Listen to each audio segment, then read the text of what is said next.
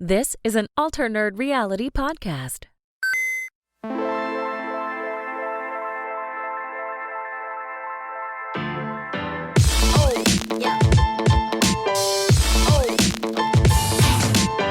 What is up, everyone? Welcome back to the Alternerd Reality Podcast, a podcast for all things nerdy, a podcast for all things gaming, basically all things awesome. I'm one of your hosts, Chewburger84. Unfortunately, Piker is still away this week. Still got a bad case of club foot. He's dragging himself around his house like a slightly taller Quasimodo is probably the best way to describe it. So we're hoping he'll be back with us pretty soon.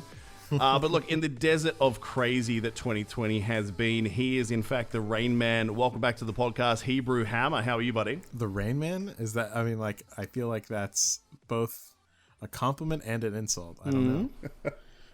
I'll take I don't know. Take it for what it is, I suppose. But hi, everyone. You can analyze it after the show. Yeah. Very good. That was very good. Very good. And he has been loving Assassin's Creed Valhalla so much that brought to us on the wings of the Valkyrie is Dahooch, guest hosting once again. Thanks for coming back again, my man. Not a problem. Hey, where am I going to park this freaking Pegasus thing? I'll take it off your hands. Is it like valet or something? Well, I mean, like, technically it's like a horse with accessories. So, I mean, we could probably make a case for the handicap parking or handicapable or whatever it is you call it in your country. That's insulting to other unicorns. I don't know if you should say is that ableist? You said to unicorns? Unicorns or Pegasuses, whatever. Unicorns. They're all different types of horses with different accessories. Yeah, they can have wings and horns. Yeah, exactly. Don't be that guy, Hooch. Yeah. God. Stop trying to put him in a box. Limiting the potential. Yeah, putting a glass ceiling on Pegasi. Oh, all right, let's do the shameless shilling and we get this underway because there is a lot to talk about this week. So if you are enjoying this podcast, folks, make sure you tell your friends about it. We do love having the chats with you in the community. Join the Discord at discord.me/ANR.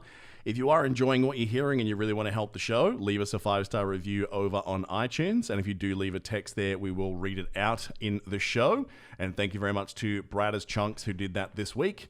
In his review, he said, yet another amazing podcast from the boys. I followed them over from Masters of Launch and couldn't be happier. I found this nerd cream to scratch my very specific itch. Wow. I think that probably sums up our show, really. Yeah, that's perfect. Is that it's basically an STD analogy. He says, a culmination of all their best work. The lads work flawlessly with each other, from Piker and Hebrew combining for a total of 0 games played or movies seen to Chewburger having seen everything made anywhere. Sounds about right. A great guest spot this week from Dahooch was a seamless transition. Seems like he's a member of the family. If any of you fellow nerds out there are looking for a place to flex your nerd muscles to debate whether Iron Man could beat Batman, or hypothesizing any shows you'd want transformed into a game, obviously with in-depth discussion about what genre this game would be and how it would play, then look no further. You have found a new weekly fix for all that ails you. Love your work, boys. Keep it up. So thank you very much. Normally we do those at the end of the show, but I thought that one we read out at the top because that is great. And because he's from Australia, so he gets preference. I might be a little biased, but I think that's the best review you've had so far. I would say so. Well, that's the first one I didn't write. So that helps. Yeah, there you go. I'm joking. We should do that. We should just give ourselves a flawless review. Yeah. Remember, I did that once for whatchamacallit. How am I forgetting the name of our own show? League of Extraordinary Dicemen. Did you really? I wrote review. one as Cecil, saying that something about how Cecil should be in the show more or something like that. Oh, I remember calling out one that sounded like I said one of us wrote it. Said it was literally called. I even said it, from definitely not Cecil. Like it was from Cecil. Oh my god, seems legit. Seems legit. Look, if you want to go the extra mile, obviously it costs a little bit of money to produce the show, and I spend way too much time during the week editing this bad boy. So look, if you want to help support the show and keep us on the air, head on over to patreon.com/ANR pod. We got tiers starting from $1, but the 5 and above get you things like the live unedited version of this, which normally is great because you're going to get all the bonus chat. You might get me sucking on a cough lolly this week, trying to shake this thing out of the back of my throat. But look, we really like interacting with all of our patrons. They've got their own Discord where they can basically reach out to us for a little bit more one-on-one time. And thank you to all of you who do that. We'll be reading out your names at the end of the show. Boys, what a week. What's been happening in your worlds this week? Oof, man. Well, actually, you know what, Hooch? I'm going to let you take it first. Oh, really? Yeah, I'm a gentleman. Yes, and I'm not. Fine. Yes. No. This week, I mean, besides trying to avoid the debacle that is our democratic system yet again. Yeah, it's been great. When you said debacle in America, it's just like there's so many choices. Yeah, I know, exactly. Actually, one of the major things I've been doing this week is talking to my brother about him listening to the podcast. And one point that he made that he specifically told me I had to do was I had to go back and talk about the Ranma discussion we had. Because I had mentioned it like when we were talking about the anime, and I gave a description of it, and he's like, that description was garbage. You did not sell it. And then the fact you also left out that it's available on Crunchyroll. Like, the show is incredible. It's got a lot of humor, a lot of action, bouncy jubblies. You have to talk it up some more. And Jackie246 also was like calling me out on that too. He's like, hey, you didn't talk about it well enough. So wanted to bring that back. Yeah, I didn't know there was jiggle physics. If I hadn't known that this whole time, I maybe would have like Googled it at least. Oh yeah. If you did do a Google, I mean, are we talking like Soul Calibur 4 jiggle physics, or I'm thinking the wrong game. What was that one? Dead or Alive? Not the same size, but there's still quite a bit of jiggle. That game was ridiculous. That game was pretty bad. But no, outside of that, mostly it's been focusing on Valhalla, and I think some new hardware, something came out. Yeah. What? Yeah. I don't know if anybody really knows about it, but are you talking about the new Bud Light console? Because we're going to talk about the shit out of that. Exactly. I just picked up this thing, and there was just like this Miles. That's who his name is. Just been playing that quite a bit. Oh, we're definitely going to be covering all of that. What about you, Hebrew? Anything happening in the non-nerd world for you? No, I'm actually, so I'm super excited to, I'm not going to give out any spoilers at all, but, I caught back up on Mandalorian. We're recording this on Friday, so the next one is out. I'm super excited to hit the next one because, they've teased something for a long time, and it looks like it might finally happen this upcoming episode. So I'm super excited. But yeah, that, and also, I don't know, did you guys ever see New Mutants? I never did, no. I heard so many bad things. I thought I'll put that on when there's nothing else left. It's supposed to be great. I feel bad for the movie overall because, I mean, I think you guys know. I think we've even talked about it a couple times. Like, it's been kicked around for like 3-4 years or something like that. So yeah. I feel bad for it. But it just came out finally because it did end up going to a theater release, but during COVID, so that obviously didn't go well. But it's now finally out for rent, so I'm gonna probably watch that tomorrow or something like that. I'm not expecting anything great at all, but I just want to at least see it because a superhero movie is a superhero movie, It's also got the unfortunate title being the last X-Men based movie by Fox, and it's following things. Yeah, exactly. Which is not a place that is like you don't want that for marketing. Yeah, literally. Like, remember there was that news article a few weeks back where they said from the maker of X-Men: The Last Stand. We're like, nope, not watching that. Yeah.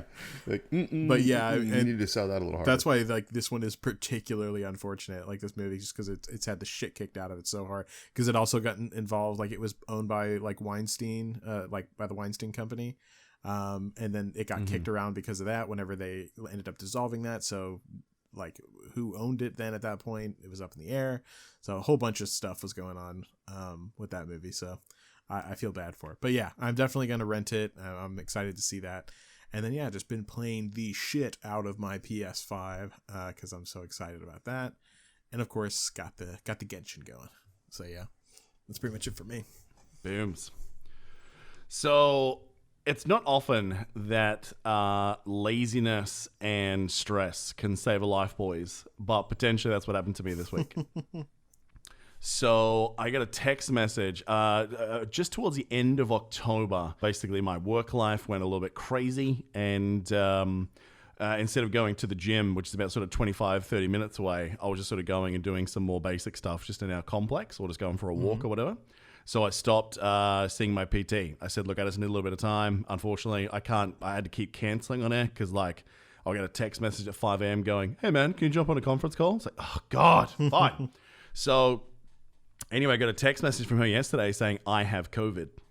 And apparently it is all through the gym. Ooh. So I was like, oh, man, am I going to have to quarantine? Went back. And, of course, I haven't seen her for more than 3 weeks. So fine. Damn. All good. Dodge that bullet. Wow. Because there is no way with how close you are with someone personal training. Like they're spotting you above like a chest press or something. There's no way if she had it, I wouldn't have got it. Yeah. You know, it's just crazy. So dodge that bullet.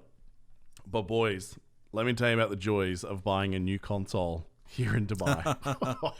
Regale us with the tale. Wow. I can't wait to I've never had this experience before. So like pre-ordered in the Sony store and they give you a call 2 days before and they say, okay, your time to come in is 10:45 to 11. Can you be at the store at that time? If you can't be there to line up in that window, you're either going to have to come back that night or over the weekend. And I said, no, that's fine. I'll take the morning off. I'll work a different day on the weekend. It's all good. So, first of all, you had a lot of console rookies this year, boys. I think people that just don't understand when it comes to these things, when it's a launch day and you get a window of time, that's not the window of time you're walking out with a console. That's the time that you're lining up. You're getting in the queue, right? Well, here, there is unfortunately just a little bit of entitlement. People do not like waiting for anything. They are so used to just exceptional service. So, I've been in the line for about half an hour at this point, and this local guy is just like slowly inching his way, like cutting across the room, like in front of us in the line. I'm like, okay, I can see where this is going. And like looking at his watch literally every 15 seconds, giving these big arm waves of anger. And eventually the manager comes over and goes, oh, what's going on? He goes, oh, they told me to stand over here because, my time slot is 11, but I was here at 10 o'clock. I've been waiting an hour. And it's like, dude, it's 10:45. Like the store wasn't even open an hour ago and you were an hour beforehand. So he's kicking off and the manager's like, look, I can't let you go early. Like we've got this system for a reason. And he yelled and he yelled and he yelled until they gave him his own line, right? They cut him in front of everyone. What the shit? Yeah. And then this Scottish guy who, for about 20 odd minutes at the back, was just like, I booked this time and they said that if I came at 11, I'd get it at 11. And it's now 11:05 and I don't have this. I'm not standing in front of all this bullshit. And we're like saying to this guy, bro, we've been here for 40 minutes at this point. This is how it works, man. Oh, I wouldn't have done it. I wouldn't have ordered it if I had to wait in a line. You're like, dude, just get in the line. So eventually he gets so pissed off. The manager just goes, all right, fine. Puts him behind that other guy in this separate line. So now, of course, a lot of us that have been there, and these guys have time frames after us, by the way. They're like 11, 11:30. We're like 10:30, 10:45. So we're starting to get pissed off. So then the guy behind us starts getting really pissed off. He's about 6 people behind me. And he's like, what the hell, man? This is bullshit. Like, why are you letting people in just because they're complaining? So then they put him, after he was complaining, to the front of that line. And all of a sudden, his indignation disappeared real fast because now he's at the front of the line. And then the whole system completely fell the fuck apart because everyone saw this new line and just everyone behind us just peeled across to this new thing. So I basically said to the manager, if those people who are here like an hour after us move in front of us, I'm going to lose my mind, right? I said, dude, you cannot like I said, it's 11 o'clock now. You have another 12 hours of your day, right? If you let it get out of control now, there is going to be riots this afternoon, bro. Yeah. Like you need to sort this out. You had a system, commit to the system. And you should have seen the amount of shit going on when they then like put everyone back in the line. People are raging because then it's like, no, I was standing there. It's like, yeah, but you left. And and so that blew up. I heard one guy like pull the manager across and he was like just behind me, like put him behind his shoulder. He's going, look, I don't want to wait in the line with these people. Like, honestly, what if I give you like $4,000 right now? Will you just take me like to the front of the line or like just put a box to the side? Like, I'll give you $5,000. Wow. $6,000. It just literally was trying to bribe this guy to get to the front of the line. And then what was happening is everyone that was walking out of the store, there was this big group of local guys that were just like, hey man, how much you want for that PlayStation? And you're like, what? Just like, how much you want for it? Like, come on, man. Like, I'll pay you double. And then it's like, no, I waited in this line because I want to play this today. Like, I'm not, you couldn't offer me any money. Oh, I'll pay you triple. Come on, man. Don't be that guy. And then, of course, you start seeing the guys that are like walking out with like 4 or 5 PlayStations. And it's just, it was chaos, bro. And yeah, it was not good. The social distancing. Oh, that was the other thing as well. Social distancing, they have a thing in Dubai where the professionals come through and they mandate from the ministry how many people are allowed in the store at any given time. Anything above that, basically everyone in the store at that point is getting fined. The cap for that store was 20 people, is all they were allowed to have, including staff, of which they had about 8 on deck and 2 cashiers. So they already had 10 of 20. So when I came in, I was at the back of the line. It was early, so the line wasn't that big. It was just slow moving. And then this guy comes in behind me with his young, dolled up to the nines model type girlfriend. Because of the Dubai Mall, which is like one of the biggest malls in the world, right? And he's like, what the hell, man? I got to stand in this line? And he's like, well, actually, you can't come into the store yet, sir. We're at max capacity. He's like, this is ridiculous. And the guy goes, look, it'll be 2 minutes. 2 minutes, sir. Then the guy at the front, he'll be out. Then you can come inside. And the guy's like, this is bullshit. I just turned around and said, look, man, if it's that big a deal, you can go in front of me. I'll stand outside. We're arguing over a meter here. So I let him go in front of me. And this guy was just kicking off, man. Like the whole time is, oh, man, I can't believe we've got to wait for this. And his girlfriend outside, man, honestly, you would think with the amount of like rage on her face for having to wait that period of time for him to buy a console, you'd think he just broke up with her. It was just the worst showcase of entitlement that I've seen. There's so fucking much wrong with everything I have there. First of all, fuck that manager for not being a fucking manager. Oh, man. And second of all, you do a great Scottish accent. And that's not Scottish. That's Mel Gibson. Either way, it's not real. Fucking amazing. So, but the I was tempted with doing my impression of locals, but I'm not. Yeah, probably. It's relatively accurate, but 2020 is not the year to do an accent of anyone that's not the same color as you. Yeah. But I mean, and fuck all of those people for going. I would have been like, fuck that. I am right here, and I am going, like, whatever my position was, I'm like, I am going this position no matter what. I don't care who you put in what fucking line. If I'm third in line, I'm going fucking third in line. Like, and I will fight. Oh, mate, you should have heard, like, when people were asking, like, why those people got special treatment. Apparently, the Scottish guy towards the end apparently pulled out a medical excuse, saying, look, I have a medical issue, I can't be in this line. So a couple of people heard that, and then you should have heard just the amount of excuses of why people needed to go to the front, and people trying to cut in, and no, that guy over there said that I can cut. It's like, fucking no, gross, dude. No, you don't see that shit. Yeah, so there was a few of us like heavily mocking the people around us. So I found some boys in there to have some fun with in the middle. You don't see that shit in Texas because everyone's afraid to piss off anybody from Texas is a potential threat with a gun, so you don't see that as much over here. But yeah, like if there's a line kind of thing. So, but that's crazy, dude. That is absolutely crazy. Yeah, so I don't. I definitely don't miss launch days, man. But look, I walked out with it. But look, I've lived in the Middle East. I've gone to countries and regions where, things have gone badly, and I was like, generally in areas where, I should have been concerned for myself, but I really wasn't. I've been in parts of Rome where like there's notoriously for pickpockets, but I have never, ever been looked at with more eyes of like, this guy I think is contemplating stealing my PlayStation. Do you know what I mean? Like on the way back to the car, honestly, I was approached by 3 different people who saw the Sony bag and said, is that a PlayStation 5? Can I buy it from you? That was after I left the store with those other guys. And then we were supposed to go somewhere else on the way home. And I said to my wife, I'm not leaving this in the car. Not. I said, I'm going home, and then you can take the car wherever, but I'm taking this straight home. It was such a weird experience, man. It just goes to show the demand this year and like how people just want toys to distract them from what has been a pretty rough year for everyone in varying degrees. Yeah. Can I ask you what your sell price would have been? Yeah. What my sell price would have been? See, over here, though, like, I know the market. Like, so I would have thrown out a ridiculous number because I know people over here, there's 2 parts to it.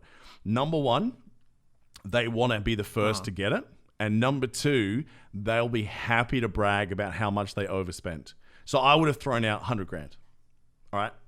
And if they said no, I'll just go, okay, no worries. Right. But if someone had said 100 grand, I know that's a ridiculously high number. Don't get me wrong.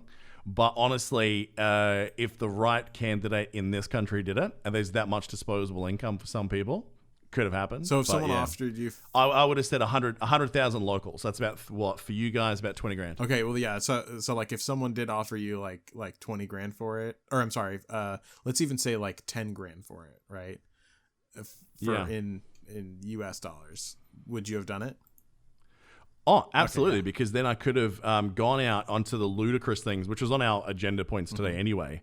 Gone out and basically bought one of the PS5s at scalping prices for like $2 grand anyway, and then still be 18 grand up. Yeah, so, I just want to make sure that you like there is a price that it can be bought for me at least. That's for sure. Look, if we were in a place where there was like some, like let's say God of War, the new one, was on the PS5, I don't think there would have been a price. Really?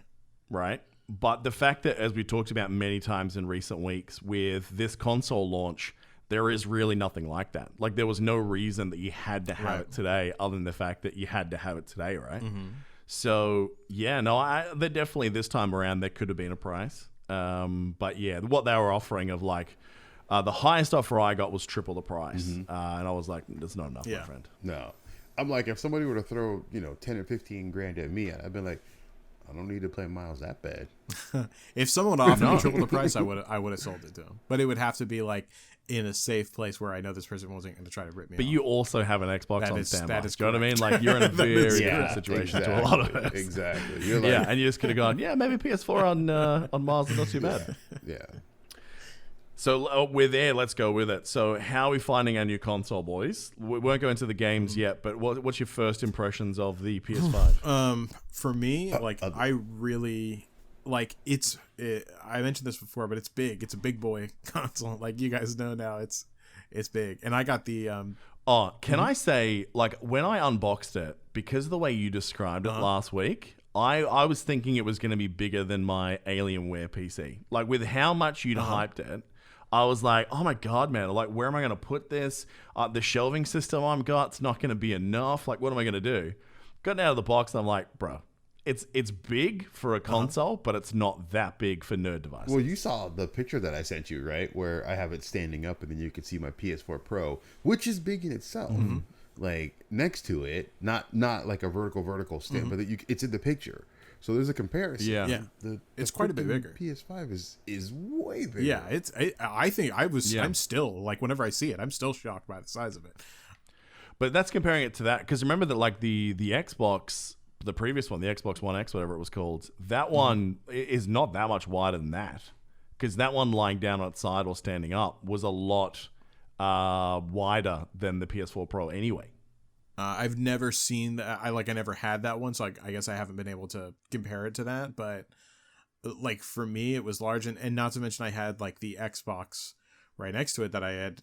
I don't actually get it till Christmas, but I opened it to make sure everything was okay, and it was just like so much smaller by comparison. And so I was like, man, this is just a really big system. But regardless of that, and it's a little ostentatious, for my taste, but either way, when I plug it in, feels really smooth. For me, I didn't have any issues personally, but I also didn't transfer over any memory, which is, I think, one of the key points of difference that people are having. I just started up, I logged into my PlayStation Network, and that was it. I just started downloading games from the PlayStation Store on my PS5. That was it. But yeah, it's been smooth. I've had a good time playing Miles on it. We'll get into the game part a little bit, later on, as Chu said, but yeah, the controller, I have to say, that's the standout thing for me. The controller feels great, and the trigger system, like the feedback on the trigger, the resistance, feels really, really good. And yeah, I mean, everything about it. I also, like, we talked about this just a little bit right before we started, but the touch screen on the PlayStation 4 controllers, like, I have never seen a good use for them on the PS4, but I will say in Miles Morales, there is a specific feature that you use it for, And it's a small feature, but it feels so good. And I'm like, oh my God, finally, this thing has a fucking purpose. And yeah, it felt actually like great. So I can't wait to see like more implementations of that, more thoughtful implementations of that. So overall, controller fantastic. I can't remember what game it was. There was a game many moons ago on PlayStation. Hooch, I mean, you might be able to help me with this. There was like something where like certain puzzles you had to like draw like runes into sand or something, like to open a door. So you'd actually use that touchpad almost like a tablet. I can't remember what it was. It was pretty early in the life cycle. But there has been some games that really got a lot out of the old touchpad. But I do agree with you. This one feels better. Yeah, and even if there is like just a few from the PS4, like obviously there wasn't enough. Like if there's only been just a couple that we can maybe think of, like I wanted them to use that a lot more whenever the PS4 came out. I was excited to see what they were going to do with it. But yeah, I'm hoping that there's just more thoughtful implementation with it. But that's my take on it so far. No, because that wasn't. I was like trying to think. I thought one of the Arkham games did that, but I guess not. I don't think the Arkham games use that. Yeah, well, remember, like most of the time, the usage of that's always going to be Sony first party as well. Like you're not going to get too many developers like build in extra stuff for one port unless they're being paid more to do it. Did God of War do it? I don't think they did. God of War had some things they did with it, but I wouldn't say it's anything that's groundbreaking or like a really clever use of something like what you're talking about in Miles, which is pretty great. Nothing like that. But yeah, what about you, Hooch? Oh man, yeah, it's similar to you. Like the second you open the thing up, you're like, Jesus Christ, this thing is amazing. It's massive. The thing that irritated me though, so I went diskless, right? So the storage space is a joke. I went and I on top of the 2.7 gigs of save data I transferred over. It was like I'm going in and I'm like, here, which games do I want to bring over from the PS4? And I actually reached a point where I'm like, I don't think I need that one because it's getting too close on storage space. It wasn't like really small, but when you hit that, like I've got 200 to 250 gigabytes left, you're like, this feels bad. So yeah, that was a little frustrating. So I am eagerly anticipating when they're going to open that up and allow for additional storage. But yeah, as I said, we can get even more. The feel of the controller is fantastic. It's really great. As far as where I put mine, it's tucked back behind one of my monitors, so you can't really see it, which is perfect. Right. So do you like the look of it? Like objectively, do you like the look of it or no? I guess subjectively. I think it looks okay. It doesn't match like everything else I have. It looks like Eve from WALL-E. Oh yeah, you know what? Yeah, it does look a little bit like that. yeah. So it's like you stand out a little bit. You go sit over there where nobody can see. I've seen the shirt collar stuff like that. It does kind of look like a shirt collar.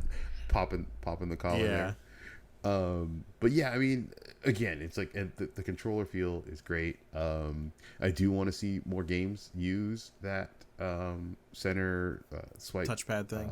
The touchpad thing. That was really cool. They did do a really great job of it with Miles. We were talking before, like you swipe left to activate the phone. It'd be better if you swiped up because it's kind of how you unlock a phone. Yeah. But overall, it's been a great experience. When we get talking into Miles, I got a question for you guys, but when we swing more into the Miles Morales discussion. Well, let me just ask this real quick before Chu tells us his version. But for the space, like I personally don't have an issue with it, and I'm not sure if it's because I'm jaded from only having the original PS4 where like storage was, I guess, a joke by comparison to later ones. But like over there, I was rotating around like 4 different games basically. Here, I feel like I have a treasure. I have like 9 games downloaded right now, and I'm like, psh. So whenever I get tired of them, like I'm used to just like deleting them off, and then I'll re-download them if I need them again later on. But to me, it doesn't. I don't feel like too limited by that. I don't know. Chu, is that an issue with you as well? Yeah, it definitely is. So, yeah, my first day experiences, I was like, oh no, like I didn't have a great start. So I completely rearranged my room because I had a plan. I got a new sort of shelving system, and I did like a lot of cable management. So I've got nothing under my feet now, which is awesome. Everything's kind of stuck to the back or in the cable tray that I screwed into my desk. So it's all looking pretty good. And then finally plugged the bad boy in, and then went through just the dumb process that is transferring everything off your PS4 onto your PS5, like your save game files. And then you can choose a couple of games. It's just like, yeah, might as well transfer that across while I've got the Ethernet cable. So you get the choice of either having them both on the same network, which is ridiculously slow, or having an Ethernet cable linked between the two, which is supposed to speed it up. And despite that, it said it was going to be a 6-minute process. It was actually closer to 45. All right, it's supposed to be 45 minutes. So it took ages. At the same time, it was saying it was going to, like, while you're doing all the setup stuff, it says if you have a disc for a game, you probably saw that when you boys were setting it up, put it in now, and we'll basically do all the installation and updating and downloads in the background while you set up your PS5. You remember that message? I think we're both discless, so... Yeah, I don't remember that one. Oh, right. Yeah. So... And this is why I don't buy discs. We only did it for a bit of an experiment to see if it changed the load times, which it doesn't. But yeah, so I put in the disc, and it whirred around in there for a solid 3 or 4 minutes. And I thought, man, disc readers don't really sound like that unless something's wrong. So after going through all that process and then finally getting onto the system, sure enough, it basically says, look, can't read disc. So I'm like, okay, I'll take it out. I'll put it back in, and then it said disk read error. So I took it out, put it back in again, and then it started reading and said copying from disk. I'm like, okay, this is good. And then it basically copied all the files across, and then it started a download for obviously the day one patch, which every game has now.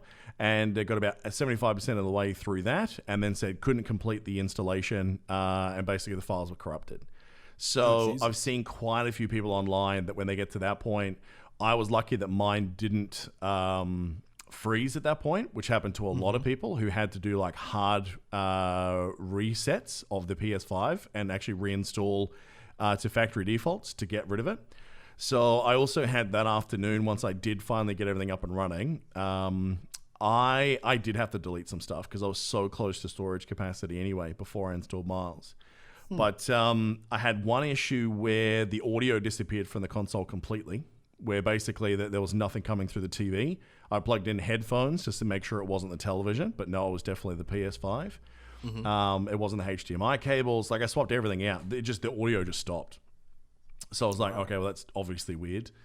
So, then I had one issue where basically it did freeze and I had to hard turn it off. So I saw a stability patch came out last night, and I saw in the patch notes that some of these things were discussed in there that was happening to some people. So I'm hoping it's just teething issues, but I will say it's probably not the most pleasant, smooth transition of one console to the next that I've ever had. It's more complex than it needed to be. And, when you're comparing stories with the Xbox crew, obviously there has been some failures with their hardware as well.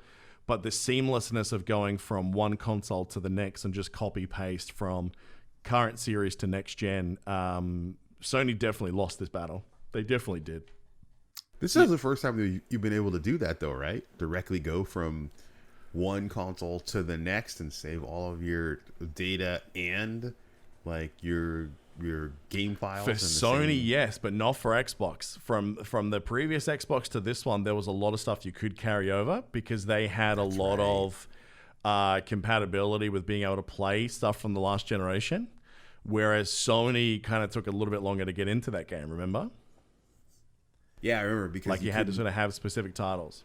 Yeah, because I think when the PS4 first came out, it wasn't like immediately backwards compatible with PS3 stuff, and they took a little bit of time to get the digital stuff also, right? Not just the disc based. So they do have a track record. So it's the first time you've been offered that opportunity to do that here, but no, Xbox as a platform has had some ability to transfer some things across one way or another for a long time. They really have. So in many past generations, you didn't feel the need though either, because I mean, games as a service, wasn't necessarily peaking back from PS2 to PS3, so there wasn't necessarily games that you were still playing from one console generation to the next. But obviously, we're in a very different world now, where that is the case. There are persistent worlds that you will keep playing from 3 to 4 to 5 or whatever.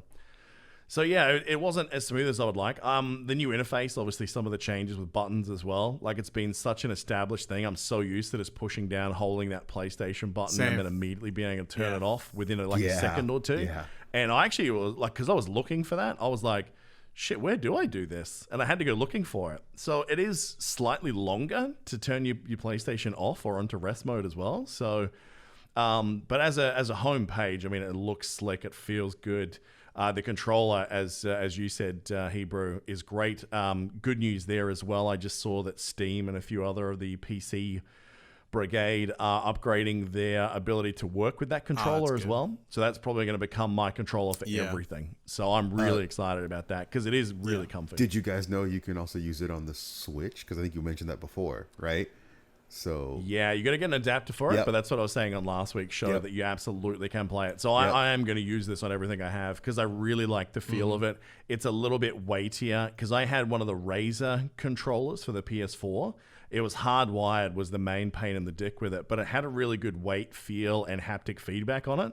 And this is much closer to that with just a much better trackpad. Yeah. So I'm really digging the feel of that controller. Did you guys get any of the other accessories? I did not. I got some. They're on their way, though. Like, they haven't shown up yet for some reason. So I'm supposed to get them on Monday. So okay. We'll see.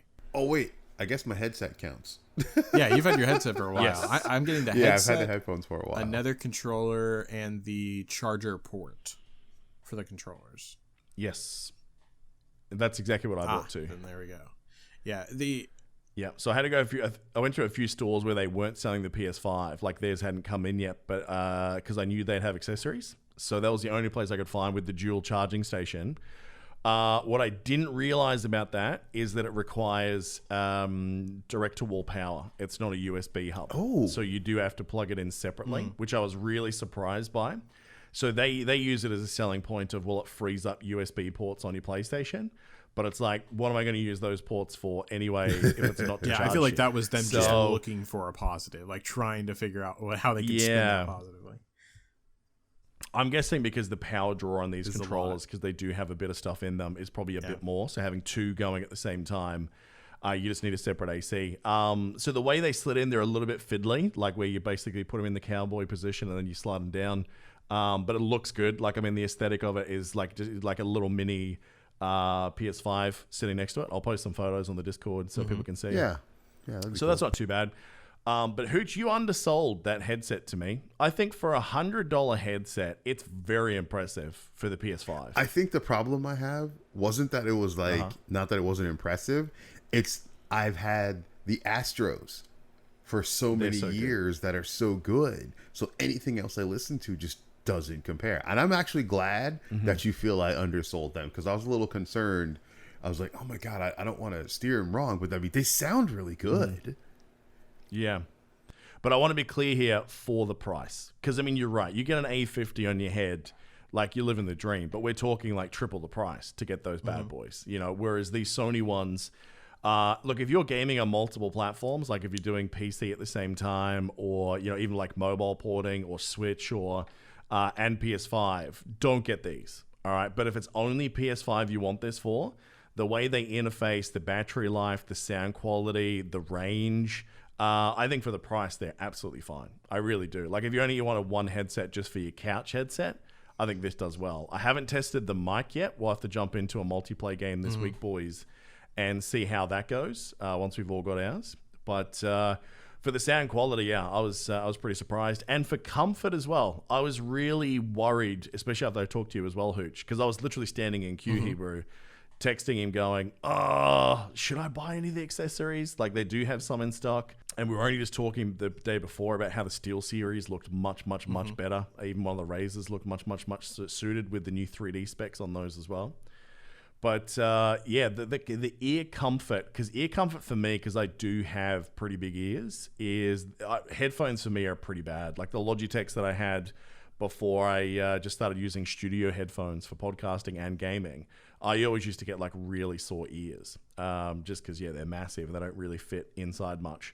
The room inside these, I was genuinely surprised. They look really small, but from my ear shape, they feel pretty good. So I was pretty happy with that.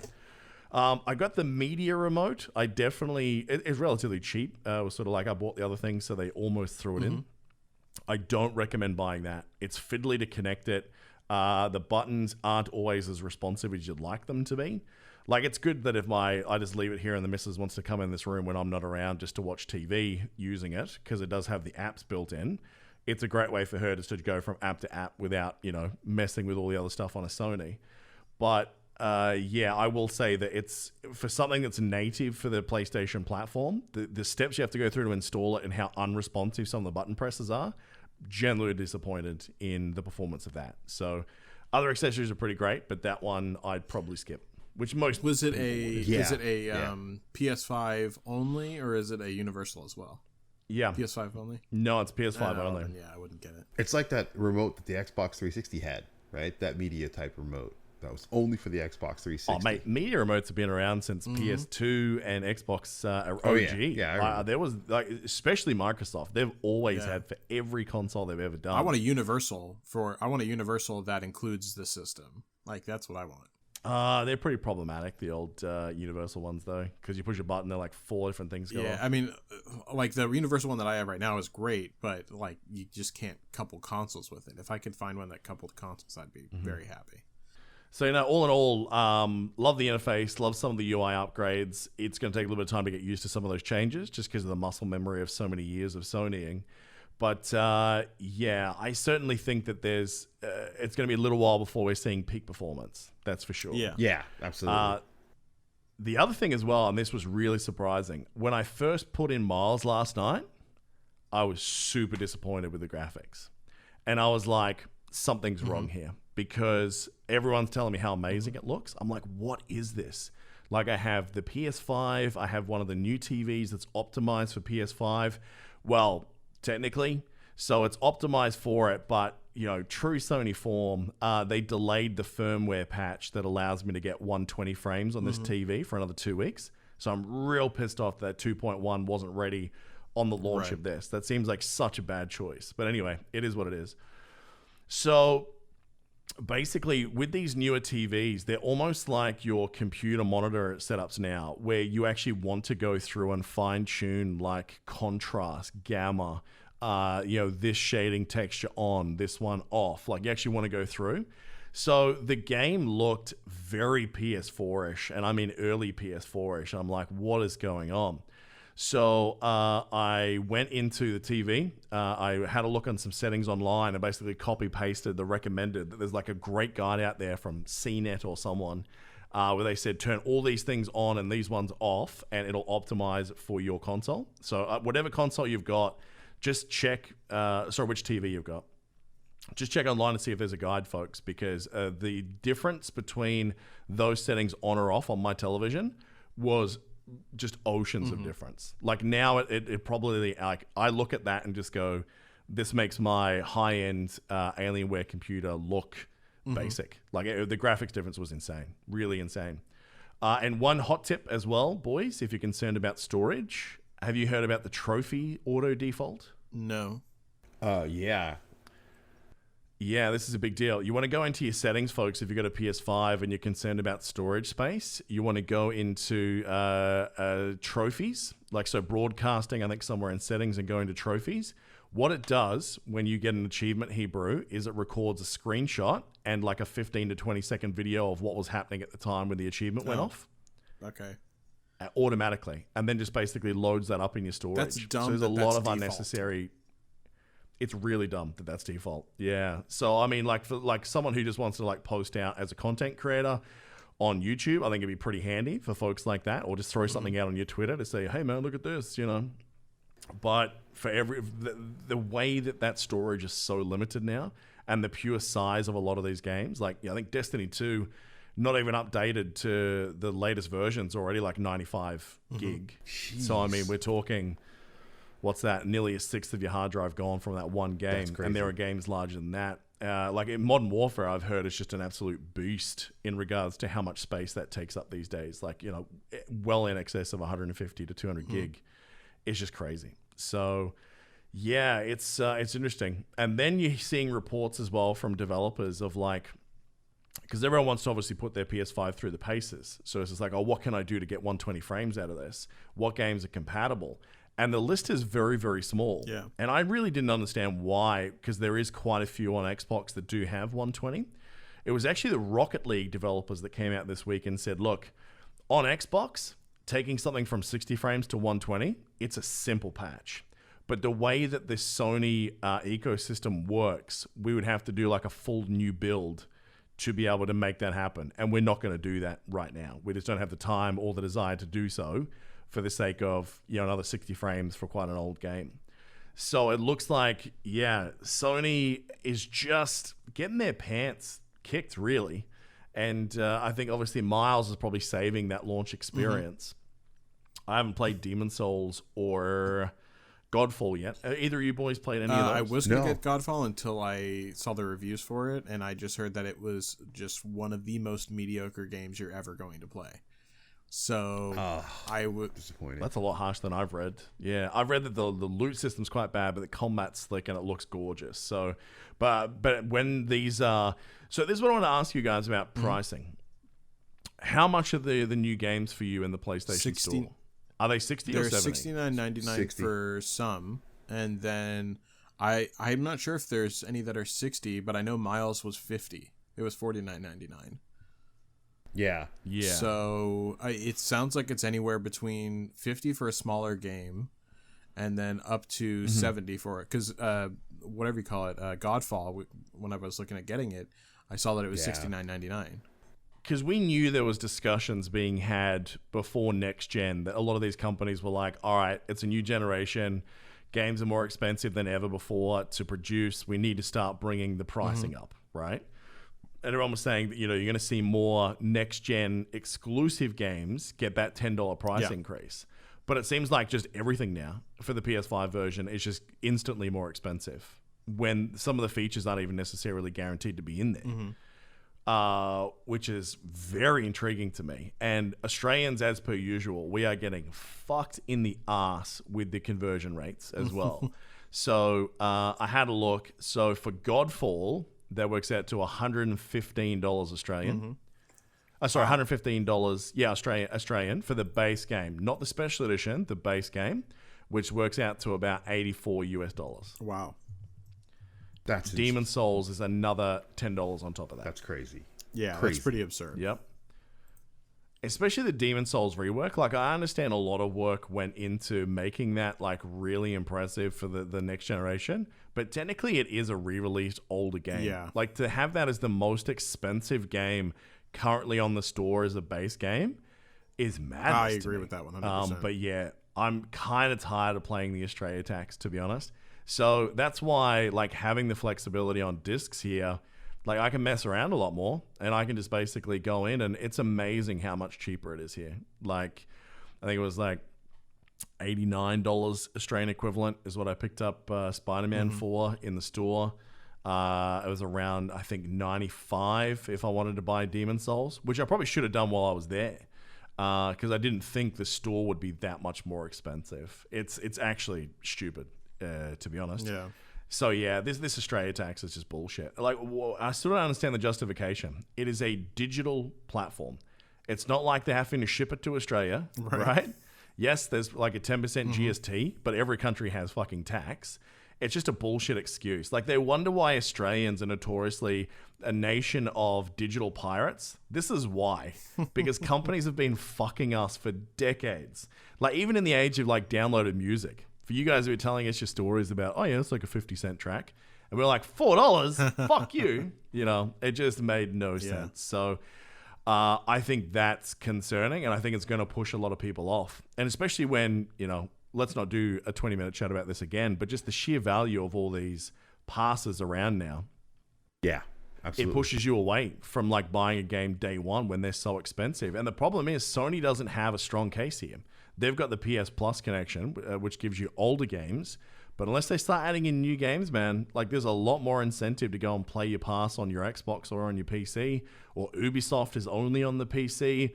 Some of these streaming services will bypass the PlayStation as well. Like they've definitely got the weakest platform and arguably the highest priced games right now. Mm-hmm. They're in an interesting place. Yeah, I mean, I just looked up the pricing for all of the games that are on PS5 right now. And I would say the majority of them are at the $60, but there is quite a few that are at the $70 price range. Yeah. And then there's just a couple that are at the $50 price range, like Miles. So yeah, I mean, it's weird that it's not that the price is varying that much. I feel like that's not normal, but it also sucks because that's quite a bit more money overall compared to what we're used to. So.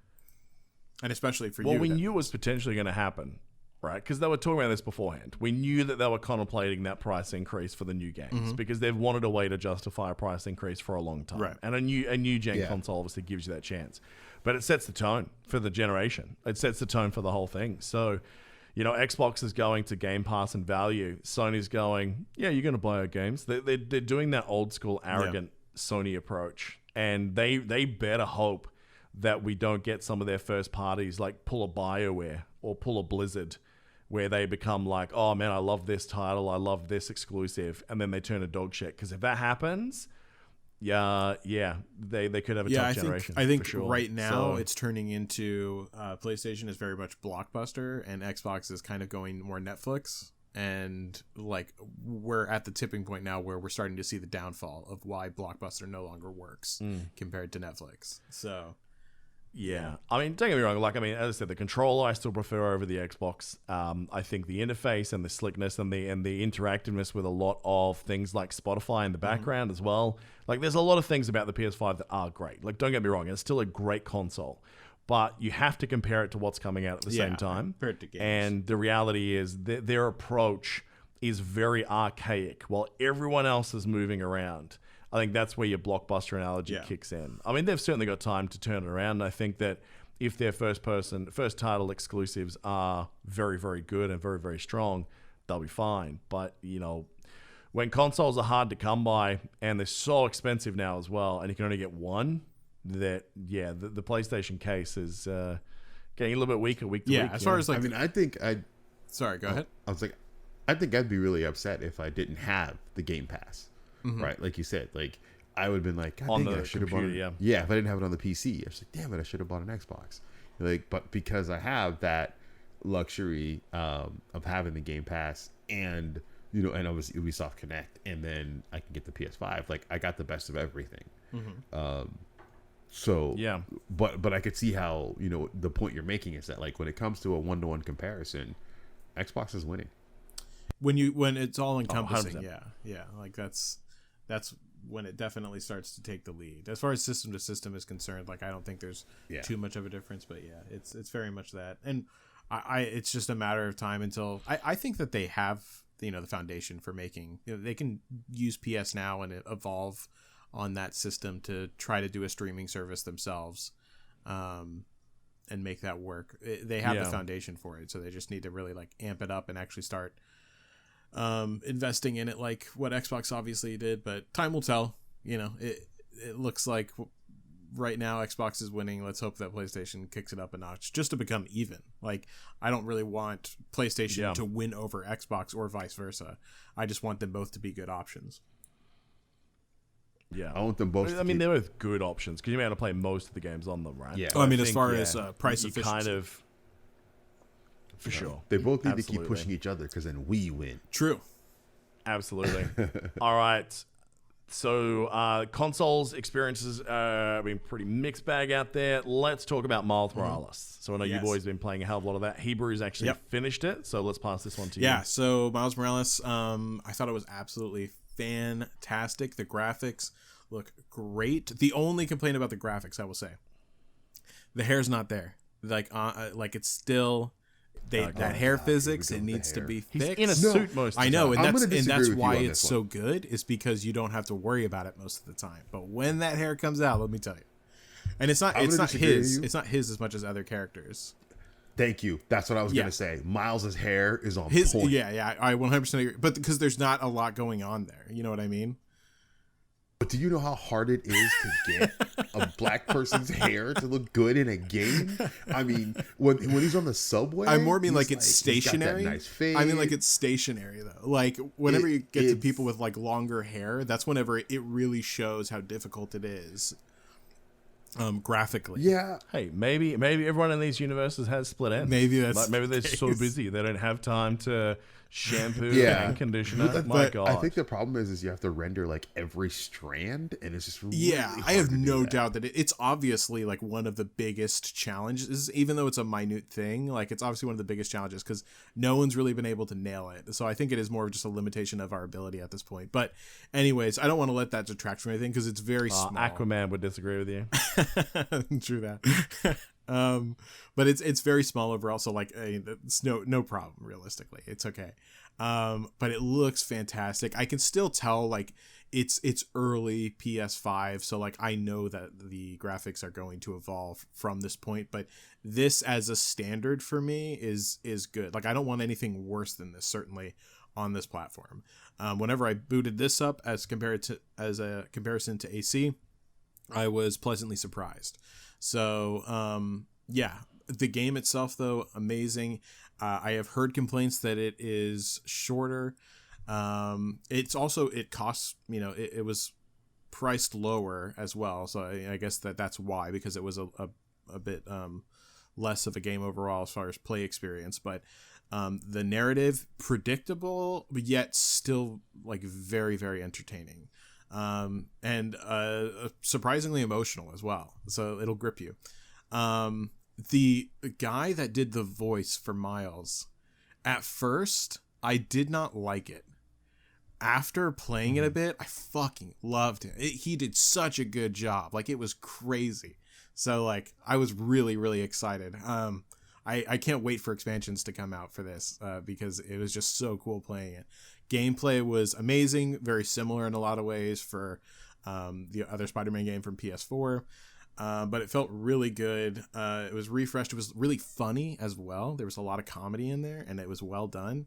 But yeah, there's still some points that you are going to be like, that was very PS4 as far as animation is concerned. Where and also like that's another thing is like mouth moving with voice, like that still isn't like quite on point yet. Like I want them to like tighten that up in the future.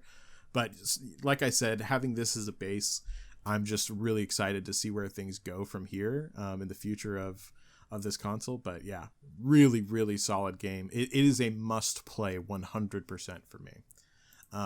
Hooch, you can have it. Yeah, so a lot of stuff you mentioned I do agree with. Visually, the game is amazing, but I did have one question for you, actually both of you guys. One of the issues I was having was that like it didn't feel from a smoothness perspective, it didn't feel like a next gen game. So I went in and I went from the the quality version. Basically, I killed all the ray tracing and all that crap to bump it up to 60. Okay. I did that. That to me made it feel more like a next gen game. Yeah, sure, you don't have all of the extra little effects things, but because like the performance felt smoother. That like I can't stand playing games 30 frames per second. It's just that's like, why am I doing this? This is ridiculous. I saw a lot of recommendations. People said turn on because you have the default modes of either let the game choose or you can prioritize resolution or prioritize frames. And almost everyone was saying just default it to just frames and you'll have a much better, as you just said, next gen experience. I read the same articles. Yeah, exactly. And you don't lose a whole lot because the biggest thing that we see in the upgrade in graphics is texture resolution. So details on things, like if you're looking at a bookshelf or something, you'll see the names of all the books, on the spines or whatever. Whereas before that would just be blurry mess. Yeah. So because you have all of that, that's fine. The ray tracing, it's nice, but I love the ray tracing personally. So yeah. I mean, it looks fantastic, but I'm I'm more about the smoothness because this is a very fast game. It is 100%. Right. So because of that, I need to be able to, pick up things fast and to be able to the game move fast. But it's really good. One of the things that I really dug about it was that the game starts out and you already have like most of the stuff you had from the previous Spider-Man game. Yeah. And it focuses on what Miles brings to the table that's different. Yeah. So you're learning more about Miles' new powers, not so much about how he has to go back and be Spider-Man. There's a little bit of that, but it's real quick, gets it out of the way real fast, and the rest of the game is focusing on the new stuff that Miles has. Yeah. Feels organic, I think, for sure. Yes, it does. Absolutely. They've added some cool, like, just generic Spider-Man features, like wall takedowns. Mm-hmm. Hello. Like, I don't have to be sitting on something up top. I can be on a wall and just zip a guy to it, and then, you're done. The other thing is, I feel like the web swinging has the controls on that have been tightened up. Mm-hmm. And it's way more like intuitive and it feels a lot better. And it feels like you have way more control over it. And it's just like, if I see an objective that's, 3,000 yards away, I'm like, not a problem. I'll just swing over there. I'm not using the fast travel system. Same. I'm just going to swing. It's fun. Yeah. So, I haven't reached that point to where the voice acting for Miles is less grating. It's still pretty annoying to me. I love it, dude. I'm with you. Just stick with it. I promise you. It's so fucking good. But yeah, I'll try. I'll try. One of the other things I'm kind of like on the fence about is the Peter Parker changes, right? Yeah. Because they changed his face and everything, and I'm like, I wanted him to look a little older, but look more like the mentor, kind of thing. It would have made a bit more sense too. Yeah.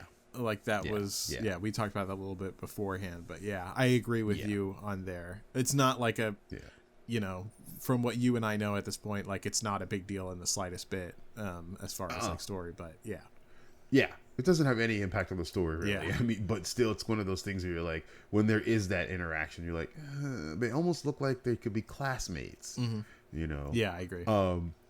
One little cool thing though is like we saw the clip of it. The Into the Spider-Verse costume is slick. Oh, yes. Oh, I forgot to mention that. And they even added, like, the helmet or whatever. Like, you get a gadget that can make his animation look like he's from the movie. His animations and the sounds as well. Like, the wham, bow. Like, that was fucking brilliant, dude. I love it. Yes, that right, those little things right there. I mean, they may take you out of like the immersion of the thing, but it's still really freaking cool. It looked fantastic in the game setting, dude. Like the contrast. Yeah.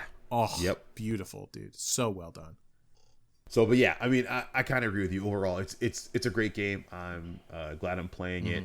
I think for now it is a good like showcase of what the console can do in the sense that if you have if you're like, hey, what can I do for like your first entry point, like throw that in there, gives you an idea of what it can look like, what it can play like, and it's a good starting point.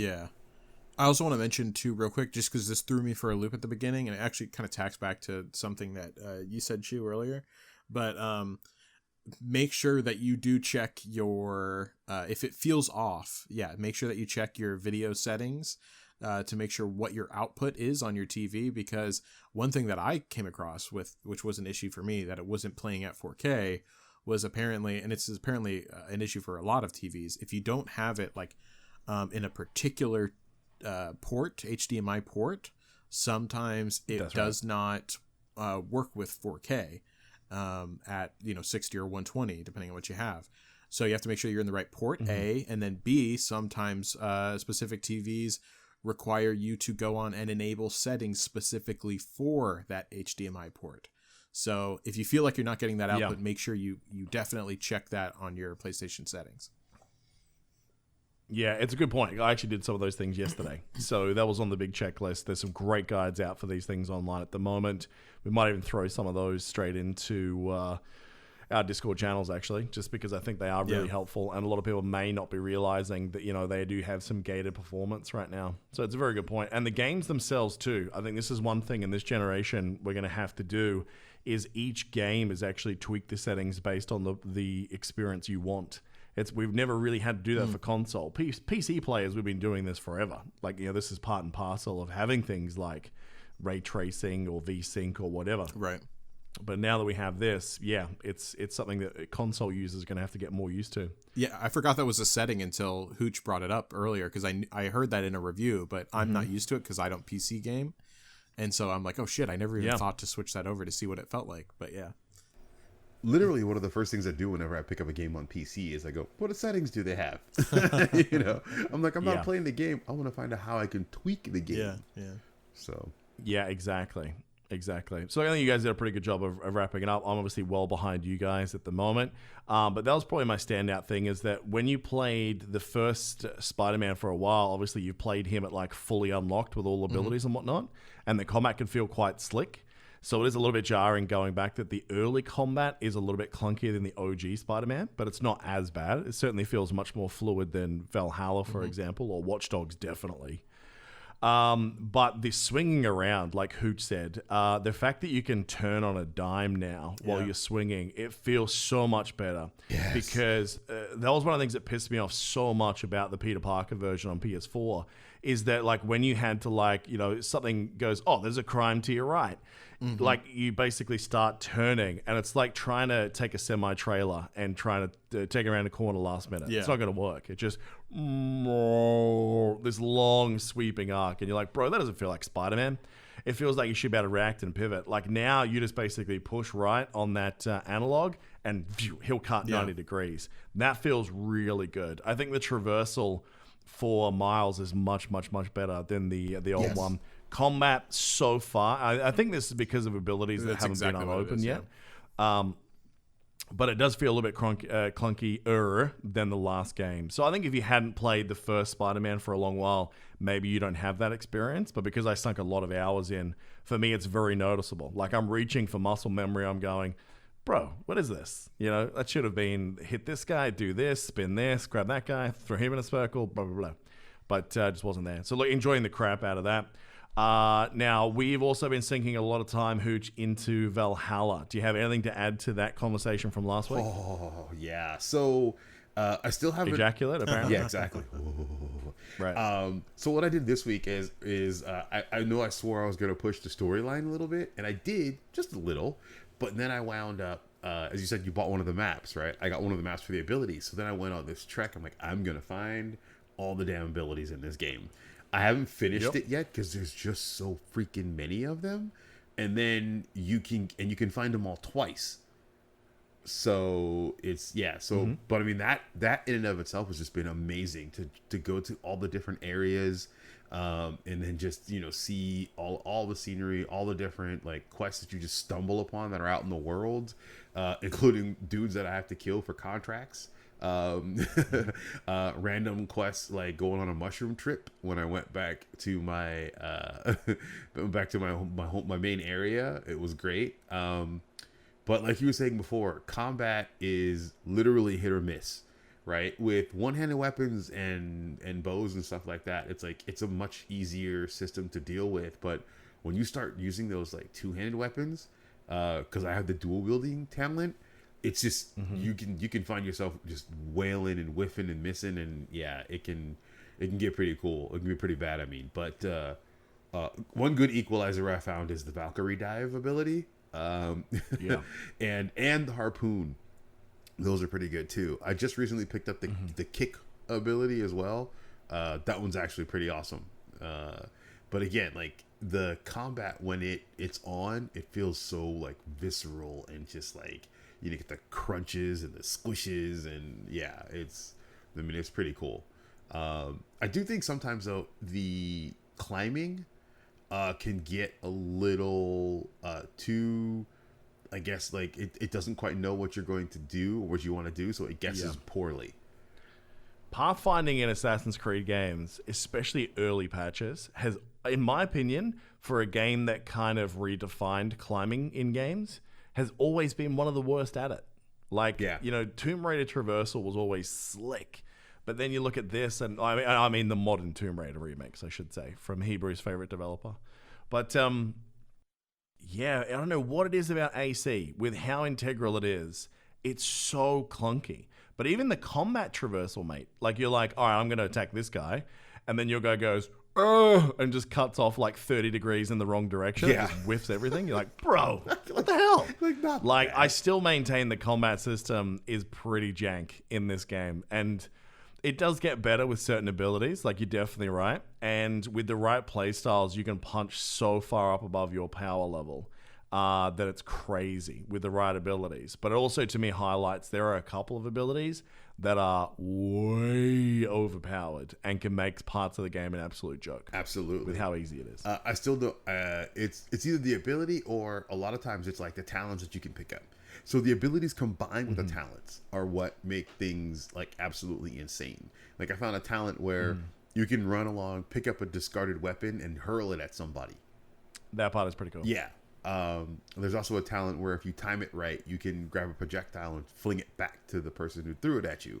So I saw that talent, but I haven't picked it up. I have to go back and get it. But again, like, those kind of things can easily help you punch up to where you're like, if you're, for example, I'm 76, I think is what my scale, whatever my level is.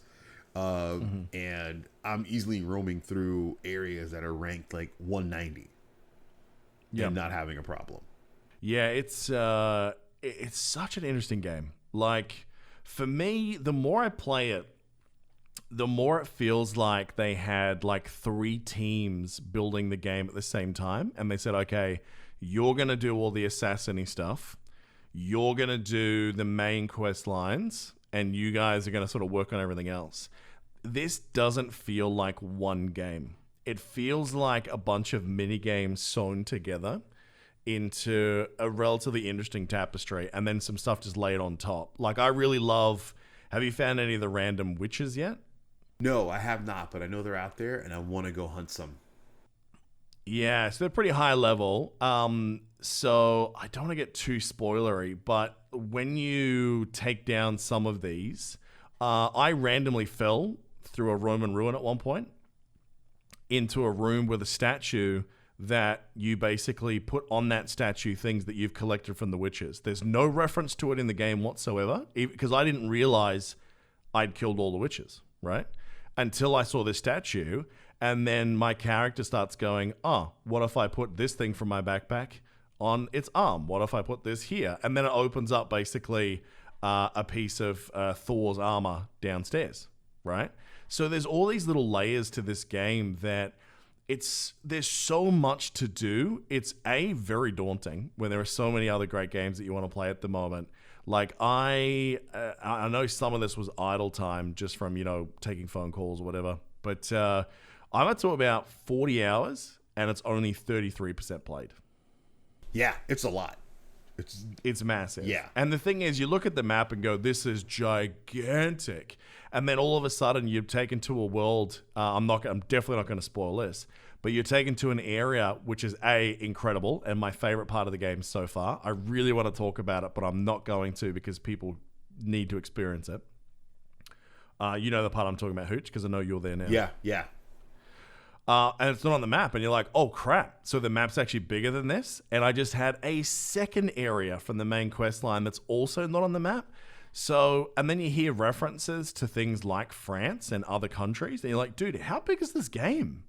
Right? It's really, really crazy. I think if you want a game that you just want to pay your $50-$60 and just spend like weeks to a month or two just in one game, like you just want value from experience, this is it.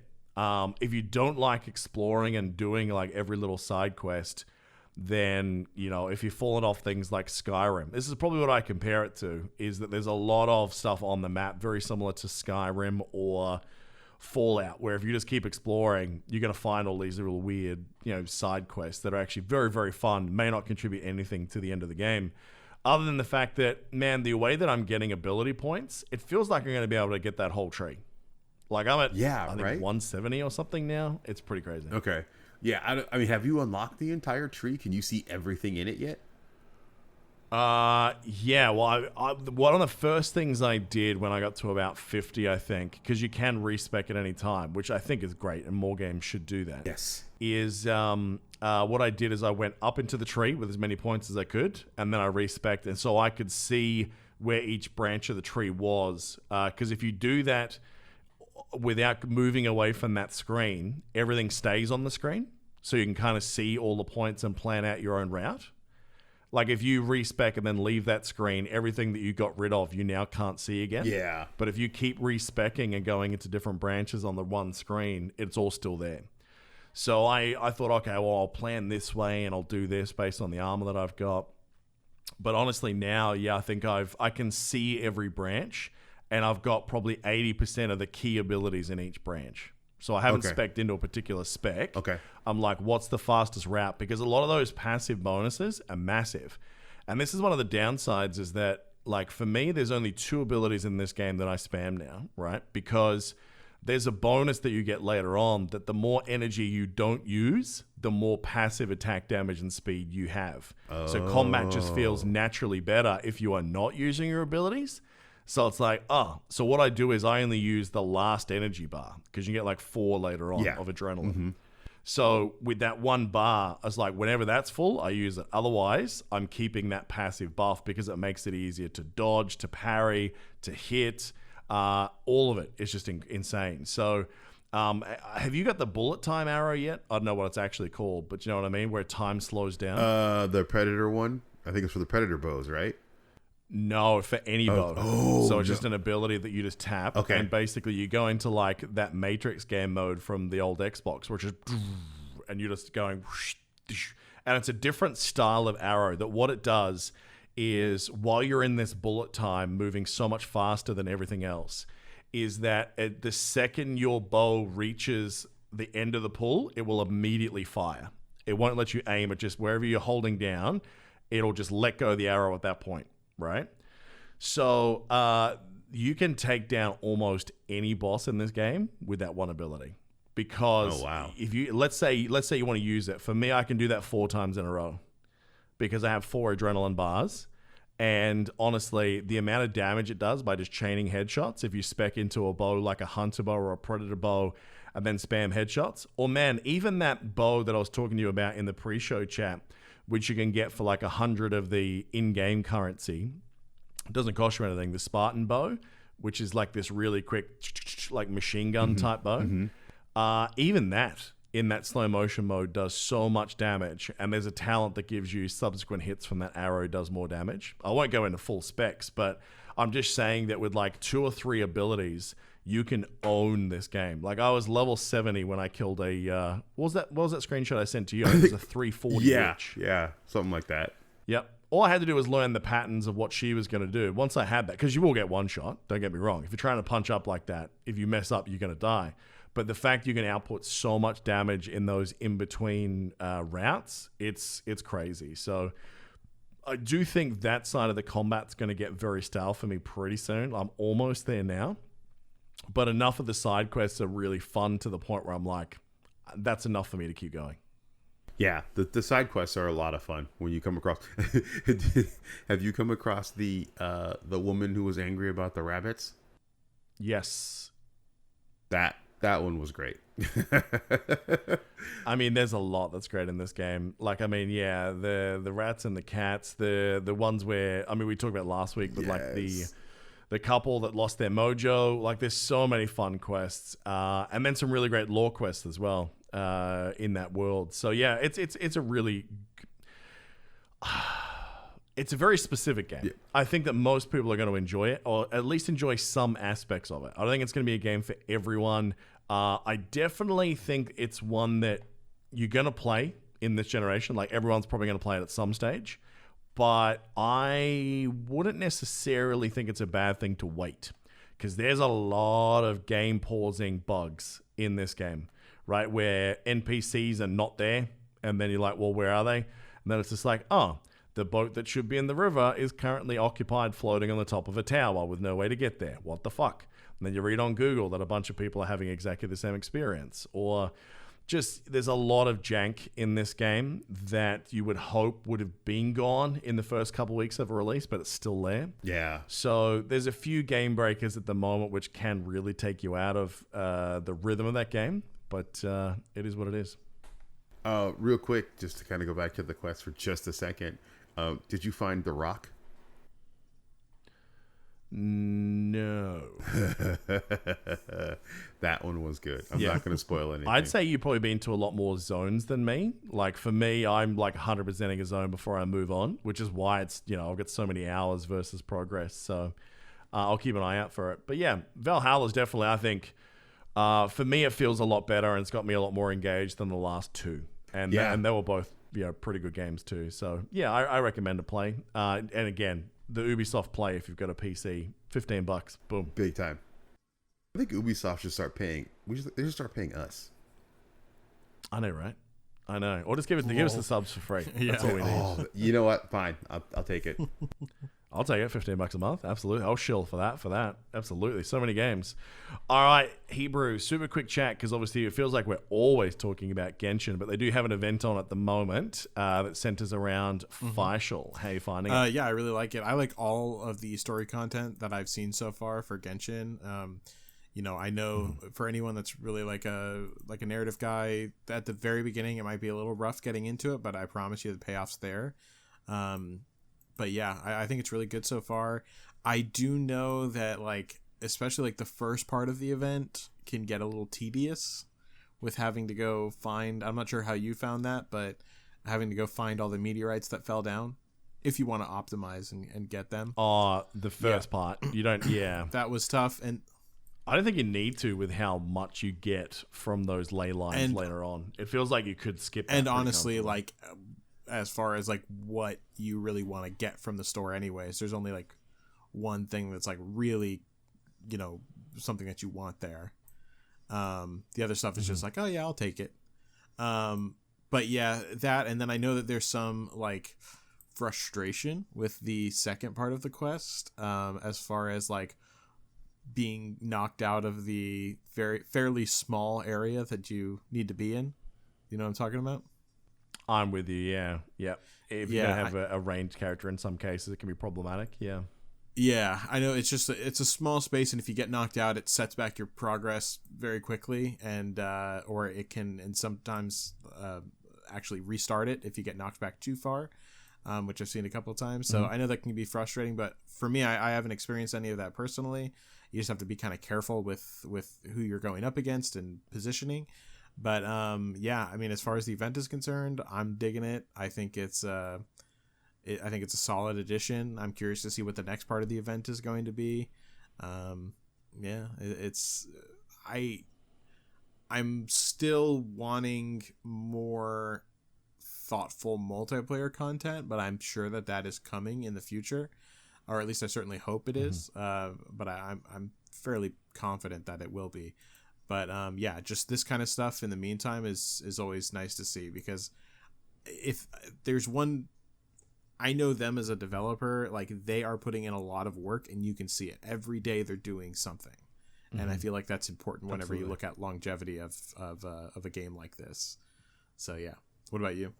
Oh, look, I'm enjoying it. In saying that, I'm playing a lot less Genshin at the moment. I finally hit AR 50, which was a big grind to get to that point, but I wanted to get there because then it makes your dailies much more rewarding, because obviously you are able to, when you do your dungeon runs, get the highest chance of the best loot.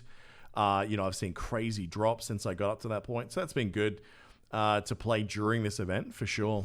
Yeah, but the real grind starts there. I mean, to take characters from 80 to 90 and weapons from 80 to 90, you're probably looking at a week's worth of farm for one character, one aspect. It's pretty nuts. And that's if you're not whaling. That is if you're whaling. If you are not whaling, that's, weeks to months. And when you need a team of minimum of 4, but more likely 8 to do some of the harder content of the game, that really is a hell of a lot of investment. So I'm curious to see what the last part of this event looks like. Are you excited that you are now as far as upgrading characters and weapons, you're at the finish line, or it's right in front of you, so that way soon after you increase these 4, you can start focusing on your next 4, and then it's going to be definitely much easier to level up people from the ground up moving forward. Are you happy about that at least? Yeah, I mean, that's probably the part I'm more excited by, is that once I get those couple of characters that can just completely carry a team, like I don't think all of my characters need to go to 90. I think some of them are probably going to stay at 70, because I think the 70 to 80 bump's not that big. The weapons for each of my major characters or even support crew, they're going to be the things I focus on first, because they're universal. You know, a new character comes out and he's better than the one I have now, throw him the weapon and progress carries over. So I think it's much more better bang for buck to spend time and resources on weapons than it is on characters in many cases. Especially now with the new crystals. But that's the part I'm looking... Oh, exactly. And that's the part I'm looking forward to the most, is where I was going, is the ability to say, okay, I've been playing with these same characters now for ages, with the exception of Child, who is my favorite character in the game. Oh, really? And I think he's going to... he's just exceptional. What weapon did you end up settling with? So I am using the Skyward Harp because of the extra crit damage, because my artifacts are kind of crappy at the moment. But there is a very good chance I'm actually going to end up using Amos instead of Rust. Just because the attack bonuses are much better, and you still get a flat bonus as well to your ranged and up close damage. So the scaling of that being so much better than Rust, and it's just so much better. So I think if you have a really good crit and crit damage set, you shift to Amos. If you don't have a good crit and whatnot, you stick with the Skyward Harp. I mean, again, this is cracking problems. Like, they're the best weapons in the game. I think without that, Rust is just an exceptional weapon. But there are limitations about some of the interactions of some weapons that they don't actually apply to him the way that they, in theory, should, because he is such a weird character that he's a bow character, but you spend most of your time melee. And just the fact you have to play him. Like, if you just push E and derp, you actually screw yourself, because you're going to end up with a 30-second downtime. You can't do really jack all. So I'm looking forward more so to being able to create some new teams. Like, go to a character that I go, they may not be the best, but they look really cool. I just want to spend some time, and now I've freed up my resources. So flexibility to play new characters is probably what I'm looking forward to the most once that big farm is done. And... you know, we knew that point would come eventually, that, you know, the release content will slow down a little bit. Yeah. Which means you'll have time to catch up. So, yeah. It's still good. Hooch, I finally finished season 2 of Buffy. That's the only TV show I've had time for this week. Yes. I liked it. I still get thrown out so hard by how obvious it is and how bad they do a job, really, of just showing this stunt double. Because there's so much fighting in every episode. And you're like, that is a 40-year-old woman. That is not Sarah Michelle Gellar, right? It happens so much, right? And then you see, like, some of the other stunt doubles that come in over time as well. Like, they're used a lot less. But the guy who does Spike, like, it's just ridiculous. How his body type is so different to the actual guy. But look, I mean, you know, I'm glad I'm going through and watching something that I missed such a long time ago. But in news that realistically is earth-shattering, and that is probably the biggest news article of the entire week, is that Hebrew Hammer has finally started watching Firefly. I have watched Firefly, indeed. I am 2 episodes in. So, first of all, the first episode is long. It is 1 hour and 30 minutes, I think. It was actually split into 2 episodes. It was a train job, right? Yeah, that's right. Yeah, it actually technically is 2 episodes. Okay, that makes more sense. Yeah, because the next one is only 40 minutes. So, and I was like thankful for that, because it makes a lot more sense now that I know that is the case, because it definitely felt like at one point that it should have started another episode, and I was like, wait, we're still on the first episode? But well, Stargate did this with Children of the Gods too. Like, the first episode to that was a very I guess that's just part of the problem of, you know, bringing shows over that were live but now streamed. Like, you're just gonna have some of that. But I mean, it is good. It's hard to get into right now, because like I am looking at the effects and things like that, and I know like it's bad to do that, because I'm sure for the time it was good, but like I'm definitely not super impressed with that. I think that the acting is really good, especially by Nathan. Like, I think he did an incredibly good job. But I also think that there's a lot of very cliche moments in it, and it's pretty predictable in a lot of places. I'm not saying it's bad, but I don't think that it was like, I think part of the problem was that it was hyped up a little too much and that it's not quite living up to it, at least for me. So I'm definitely going to keep watching. It has my interest enough to keep watching it though, like, which is important. Yes. And I'm not saying like this is how I'm going to feel like forever, because I am only 2 episodes in. I know it's only for one season, but still, like, you know, but yeah, so far, like, I can say objectively, I think it is good, but I don't see the like amazing part of it yet. So that's where I focus on. Don't worry about the special effects, but focus on the stories, focus on the chemistry, and focus on the dialogue. Those are the areas that I think really stand out in this show. Special effects are one thing, but there's also like the setting too.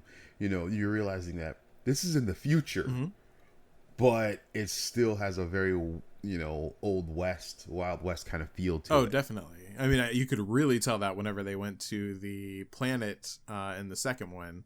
I was thinking back, I was like, spoilers, do I need to be worried about anything? Lol. But no. So whatever you want about the show, yeah. No, you're good. Yeah, like whenever she went and talked to, what was her name? Karen? Wasn't Karen, but she was like a Karen. And they made that deal with her, and then they ended up going and killing the snipers. Oh, was it Bonnie? I can't remember. Bonnie? No, actually, Patience, that was her name. Patience, yes. So it was very much like Old West right there. The one cool thing that I will say that actually got me like a little like, oh, this is interesting, was whenever the Ravagers came. They teased the Ravagers, and like the first time, and then the ship's passing by the Ravagers, and they're like talking about, because the guy's like, what are they, like, what will they do? And they're like, well, she went into very gory detail with what they're going to do. And then she was like, and that's if they're nice. And it's like, oh shit. Yeah. And then, so there was definitely tense whenever they came to the planet as well. And then they ended up having to, like, you know, fly away and do a little trick here and there to escape them. So that part was cool. So yeah, like I'm not writing it off in the slightest bit. It has my interest enough to keep watching it, but I hope I see more of that and less of, because honestly, like the dialogue so far, like I have to say is very cliche for a lot of points. The dialogue is by far some of the best parts of the show, and we're interested to see if you walk away with any quotes once you're done with the series. Well, I will be, because like, you know, games like you'll hear in voice chat with your partying with strangers, like, I aim to misbehave, like, constantly, or, you know, I swear by my pretty pink bonnet, things like that. Like, it'll be interesting to see what you walk away with once you don't watch it. It just feels like, and I'm like I said, like, it might just be because like there's been so much of it since that was made that, like, I guess kind of exploits the success of that genre. But it's just like, I feel like in a way I've seen it all already, just in other skins. So that's why I'm like, I at least so far I haven't, there's definitely moments where it's good, but there's a lot more moments right now so far where I'm like, yeah, it's pretty cliche, like I expected him to say that or something like that, or you're gonna get that, but yeah, I mean, there'll be that throughout the series or whatever, but then there'll be, as you said, there'll be those moments that totally surprise you that you weren't expecting. The Ravager part was really good, so I definitely want more of that, and I'm assuming we actually come face to face with the Ravagers at one point. I will not confirm nor deny you guys that. Suck. I mean, they definitely become a lot more of the storyline. Like, you're going to get what you want, is what I'm saying to you. Even through into the movie. They also feel like, and absolutely. I guess this is part of the good part about it, because it makes everything seem more dangerous, but they seem very helpless as far as, like, the world around them is incredibly dangerous, and they don't have much to protect them. Like, their ship has no guns. Right. They have a couple of people that are actually, like, combat ready. And so, yeah, like, I just hope I don't get into scenarios where it's unbelievable that they won, rather than, like, impressing me with, you know, like, good strategy on how they won using that. So, yeah. I don't recall any things where you're like, oh my God, that was ridiculous. I think for the most part it was, oh my God, they got out of that? Yeah. You know, or oh my God, that was successful. I saw them kind of use that to their advantage and point it out before, which I thought was really good, which was whenever they were at the bar. It's a very small scene, but whenever they were at the bar, during Alliance Day or something like that. Yeah, and then like they got into a fight with a whole bunch of guys, with the Alliance guys, that then all pulled out their guns on them, was about to shoot them at the edge of this cliff, and then the gunship comes up and they're like, we're gonna kill you if you do anything. And then as soon as they hop on, they're like, thank God they didn't see that we didn't have any guns on our ship. yeah. There's a lot of that. But that's kind of my favorite thing about that show, is that they're always punching up. Like they're always punching up. Like wherever they are, they're almost like, they're always 6 seconds from screwed. Right.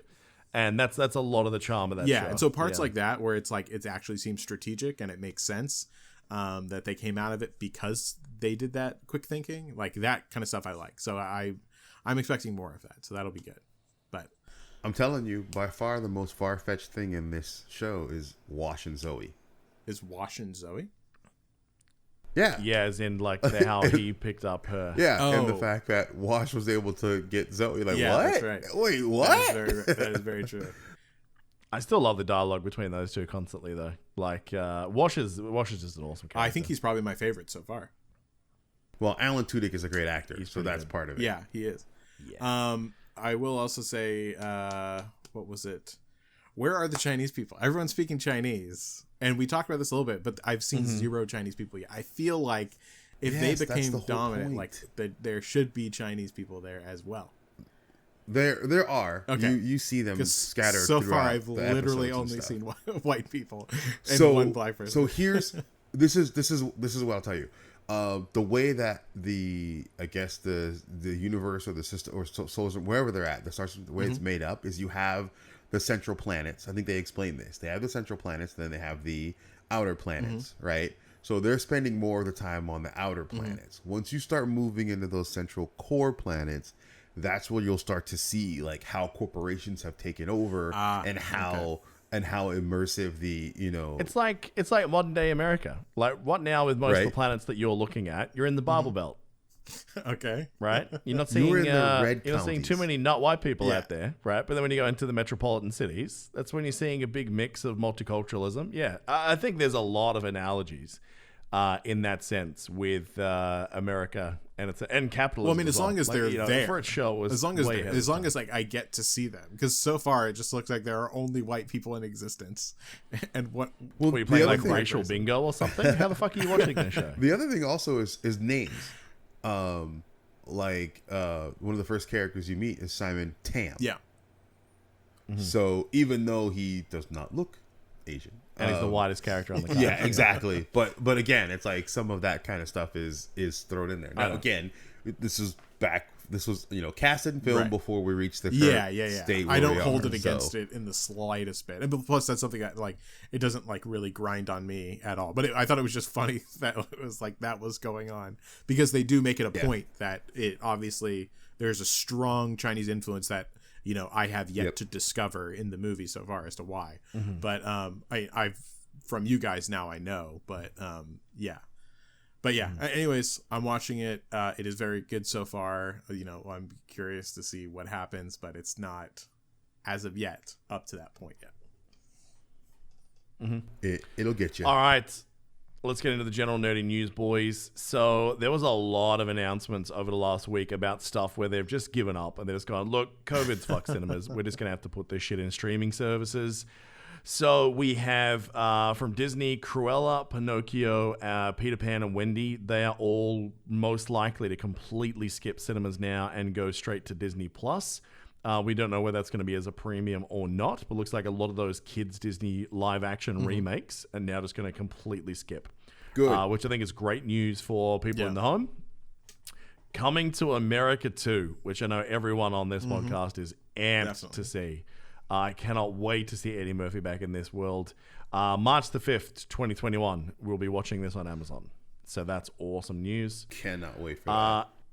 It looks like Patty Jenkins has lost her battle. Wonder Woman 84 will still release in cinemas on Christmas Day, but it will also air on HBO Max at the same time. This is awesome for us. Possibly bad news for the box office. I would imagine very bad for them. Well, I think a lot of what's going to happen is that they'll be looking at it to drive up subscribers for HBO Max, and I think that's what's going to happen. They're going to for get sure. I mean, if I was able to get in this country, I'd sign up to it for just that movie. HBO Max is honestly an amazing stream service. Like, they have so much shit. It's crazy. They've been putting in a lot of work recently. For every like great title that Netflix bails on, HBO Max is adding a banger. For sure. It's just it's really amazing watching the different philosophies in the ones that are building their lineups versus the ones of just like, we've got all the subs we're going to get out of that. Yeah. Sure. Yeah, I think Netflix is going to have to evolve soon. It definitely needs to start like realizing what, like listening to its fans. That's for sure. Because as you said, they keep bailing on things that people want. But yeah, I was really surprised to see HBO Max kick it this hard whenever Prime and Netflix were so established. Like, good on them, honestly. They brought a lot to the table. And don't forget, they're now offering the 30-year reunion of the Fresh Prince of Bel-Air. That's right. I haven't watched it yet. Did you end up watching it when it came out? What's that? The 30-year reunion or the show? Yeah. Oh yeah, no, I totally watched that the other day. Was it good when it came out? Oh yeah, it was great. Nice. Totally brings up nostalgia. Did you cry? Did you cry? Actually, there were some choking. No, I heard a lot of people watching it cry with Uncle wow. Phil stuff. Oh, dude, the stuff they did with James Avery / Uncle Phil. Oh yeah, I forgot about that. Yeah, that was just. I can never call him by his real name.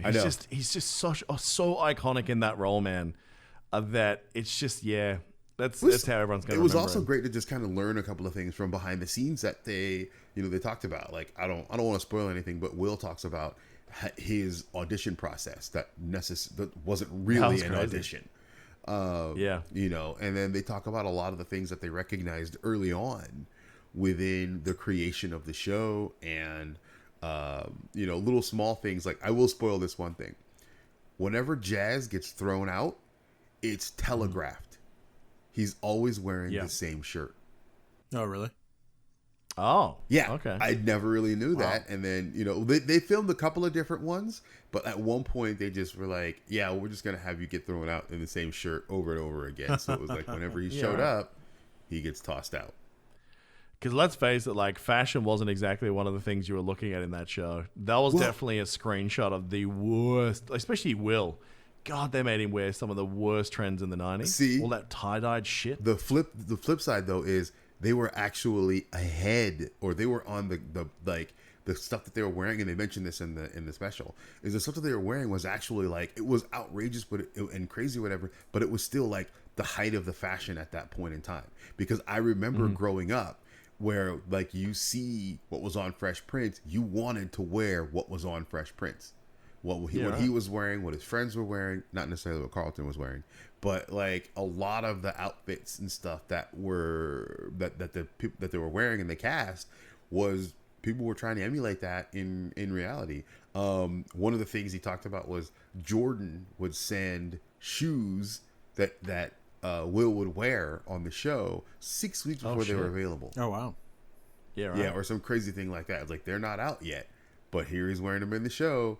So yeah, and I think that might be like more of a cultural thing to recognize that. But that's definitely, they were super ahead of like what some of the trends were.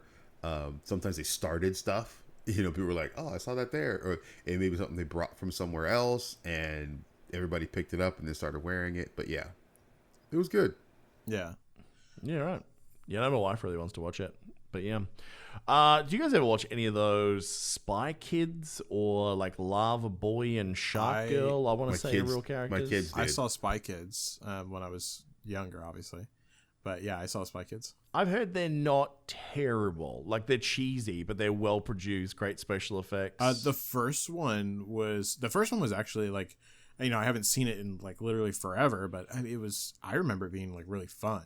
Like, I had a great time. Yeah, I think the first Spy Kids. Yeah, the second one I remember was like, even at that age, I could tell it was like, yeah, they're just like using this and trying to create it again for more money. Like, it wasn't good. But yeah, like I definitely liked that one. Now, Shark Boy and Magma Girl, like, I remember I saw that one, but I wasn't like super impressed at all. But like I said, like, all of this was when I was super young, so I don't remember a lot of it. Well, Netflix is keeping the streak going. So on New Year's Day 2021, they have a new one coming out called We Can Be Heroes, which is kind of a time jump in this universe where it is the kids of Lava Boy and Shark Girl. Or did I get that wrong? Something like that. Shark Boy and Lava Girl, if I remember correctly. Yeah. Lava Girl. Okay, Shark Boy, Lava Girl. So, yeah, let's say that's the thing. So, yeah, the special effects from the trailer on this, they actually look really, really good. And it has the Mandalorian in it, too. Yeah, there you go. He's not wearing a mask in the trailer as well. But he's happy about that. Sure That's apparently the work he has to do to not wear that mask for Disney. Oh, man. So, yeah, that's interesting. Now, Cowboy Bebop. Is that one that you boys are into? God, what is that classified as? Is that anime? That is anime, and that one is of the classic best. one. Yeah. Okay. So they had a lot of their cast added this week. Have you guys seen the casting? I mean, I can't really comment on this because I have no idea who these characters are in the anime, but are you happy about the casting announcements for the live action adaptation? I am. I think that the casting actually worked out like quite well. I mean, what do you think, Hooch? Like, I'm cautiously optimistic. I don't have anything either where I'm like, oh, this is a bad idea. Yeah, but I think like you're trying to bring characters to life that are larger than life. Right. And Spike, of course, being one of them, but even Faye as well. So I'm kind of curious to see where they're going to go with it. So I am hoping it goes well. Yeah, I could like there's some people here that like I haven't been too impressed with before in the past, but I can see them being the character. So like there isn't anyone that I'm like too like against so far. Like, but I think it looks fairly solid whenever I think about them in relation to their characters and what they could be and bring to it. So yeah, I've like live action animes are still like a very, very super hit or miss thing. Like the only really good one that we've seen, I guess so far, at least that I can think of right now, has been Alita Battle Angel. Which I think was great. But other than that, pretty exceptional.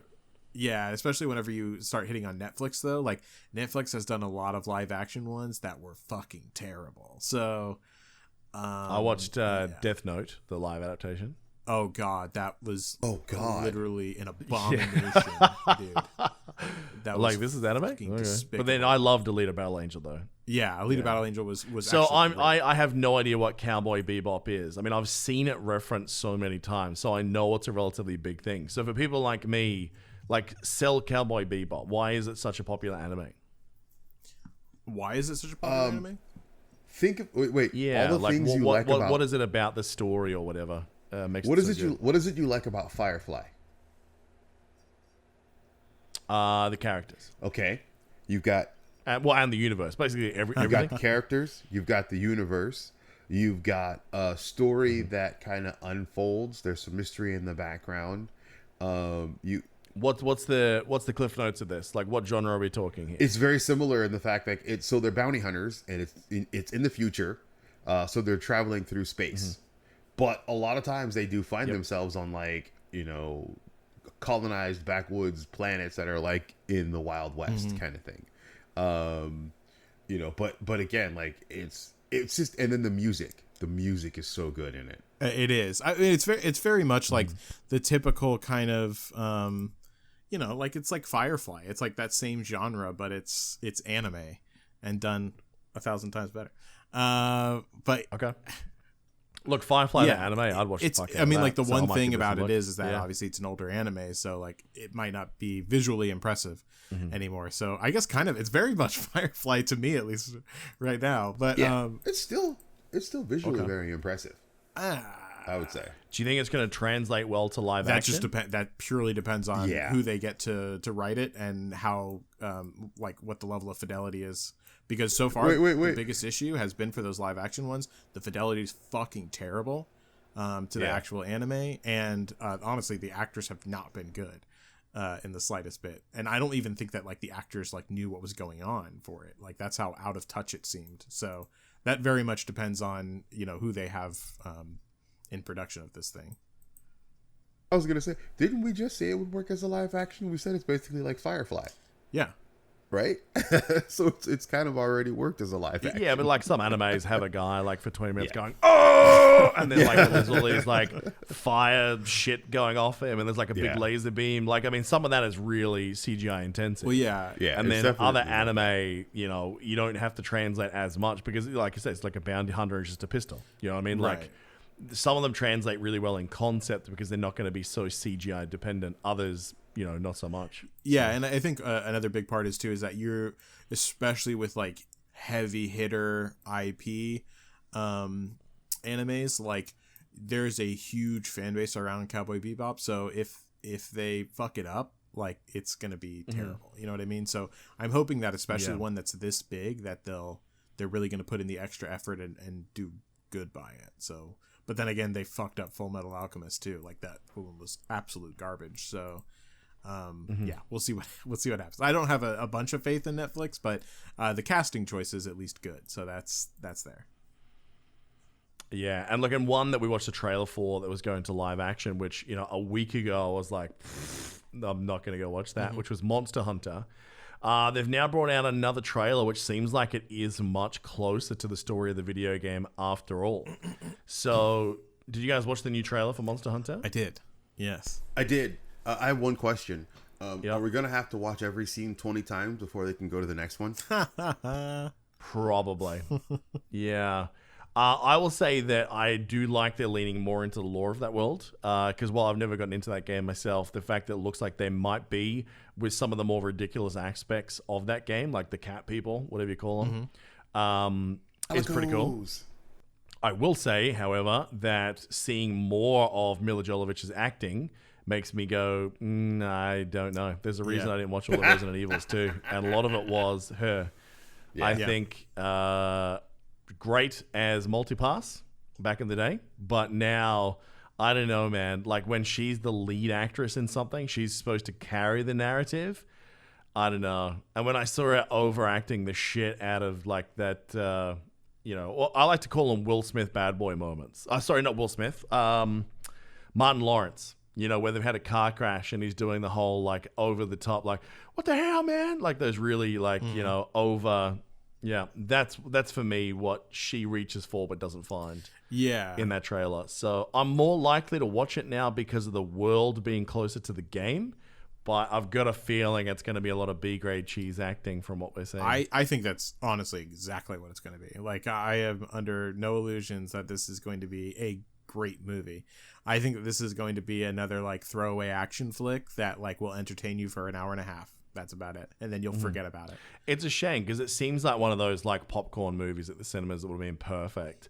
Like it's literally you can just switch your brain off and watch all the shiny things go boom for 90 minutes and then get out of there. Well, except I wouldn't have paid money to go see this. I didn't for any of the other Resident Evils, so I wouldn't have paid money. So if it's you know if we're streaming it, then I'll watch it. So at least they'll get me to watch it. I don't know if that was their goal or not, but they'll have me this time. So, but yeah, for her, like she's very much the epitome of like mid-grade lead actress that can't hold a movie on her own. Is just kind of there for the action because she's known to be there for the action.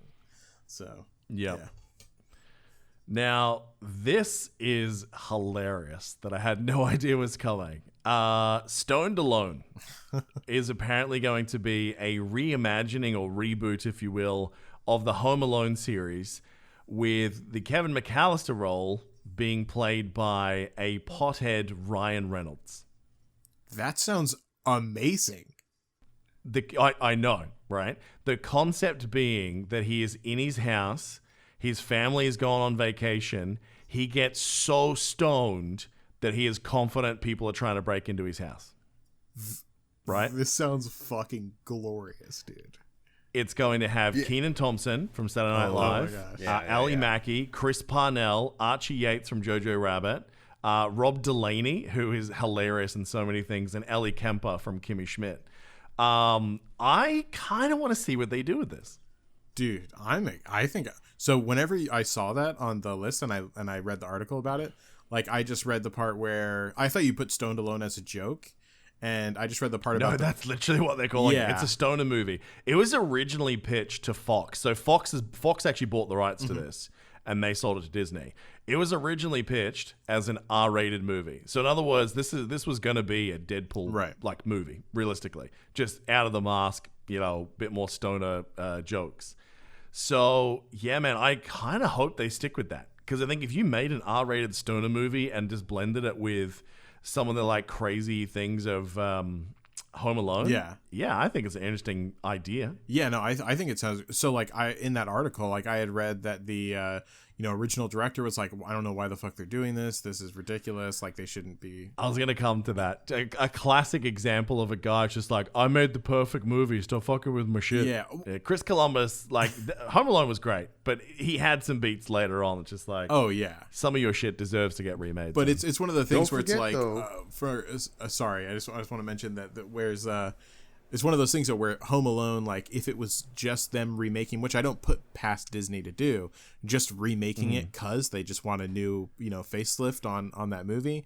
Well, they did that once already and it was bad. Well, that's the thing. That one that they didn't have him in it, Macaulay Culkin, that was bad. Did you see the YouTube one where they had him as like an adult, Kevin McAllister? No.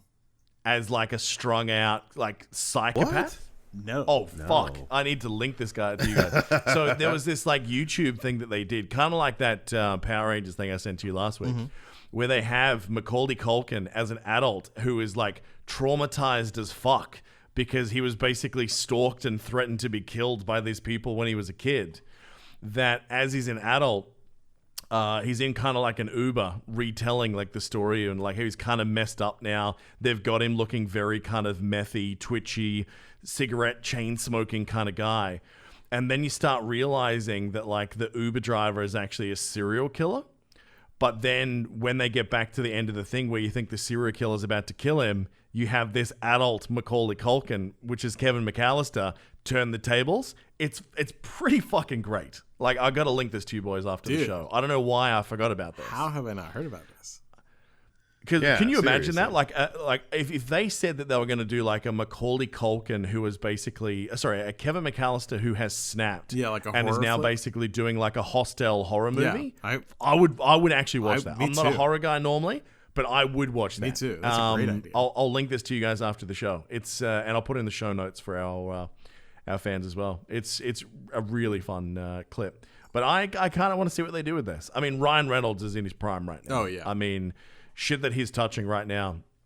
I was talking to my wife the other day about this too. Like, he hasn't really changed, Ryan Reynolds. No, not at all. He's kind of had this in his chops for a while, but he just kept on getting cast in fucking rom-coms, right? In the movies like Waiting and that, where they let him play, they were always fun movies. So I'm really glad that we're in this era, and who knows what this ends up and that he becoming. recovered from his two big fuck-up movies. There was a lot of flops under his belt. Was Van Wilder, who was always great in that. Yeah.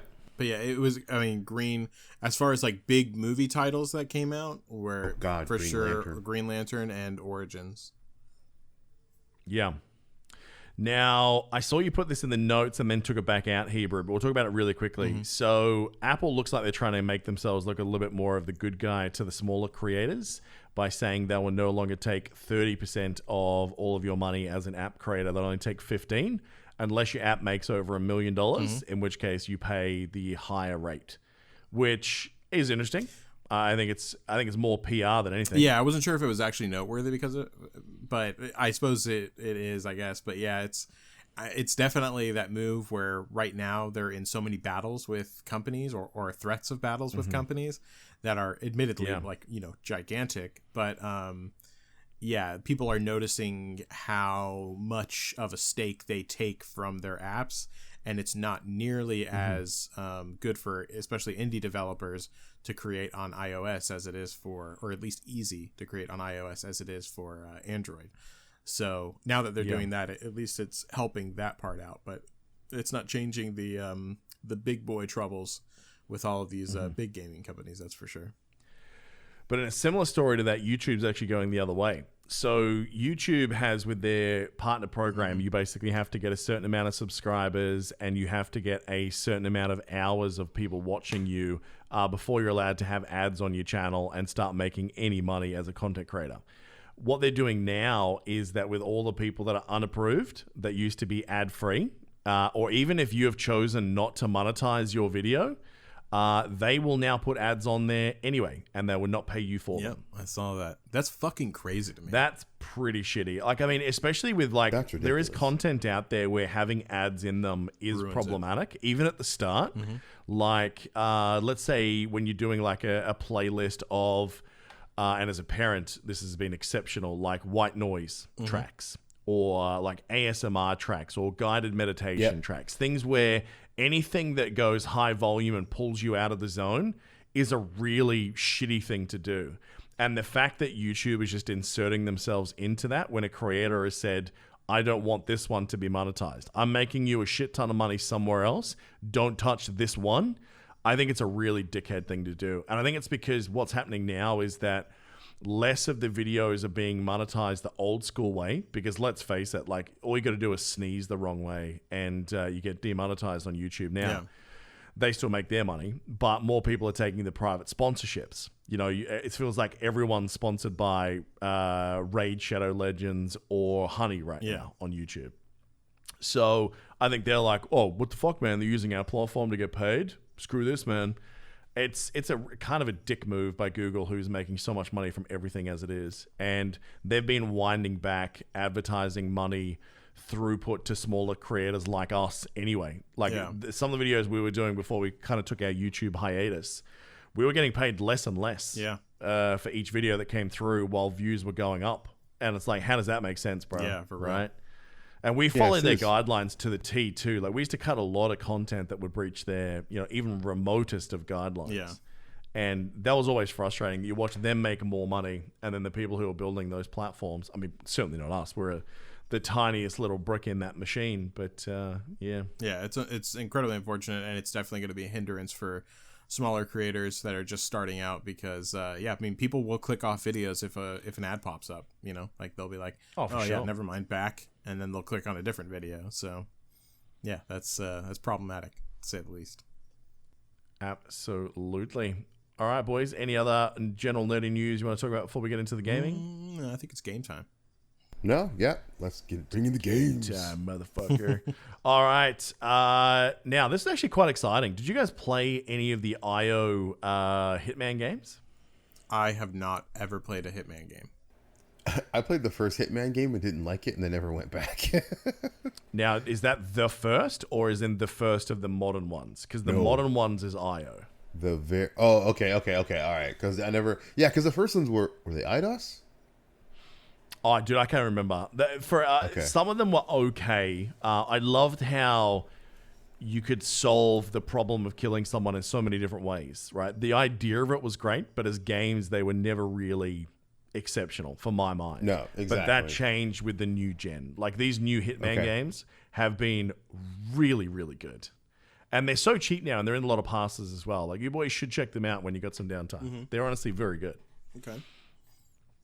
But what's exciting about that is that they now have the license to make a James Bond game. And you guys haven't played it, but take my word on this. This is a studio with the way that they did those games. This is perfect. Then I am super excited, because obviously I love the James Bond IP. So them doing that is going to be fucking great.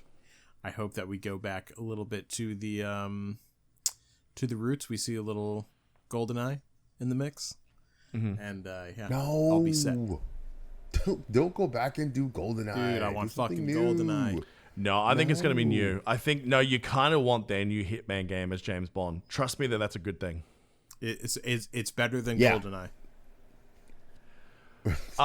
It's a very different game. I mean, go play GoldenEye now. Like, I mean, you're shitting on the special effects of Firefly. Fuck you, man. If you're shitting on that, try playing GoldenEye in 2020 with no mods. Still a fucking great game, dude. Did you? No matter what. Did you play any of the like the third person action stuff from like Everything or Nothing, or from Russia with Love, or? Did I play the third person action?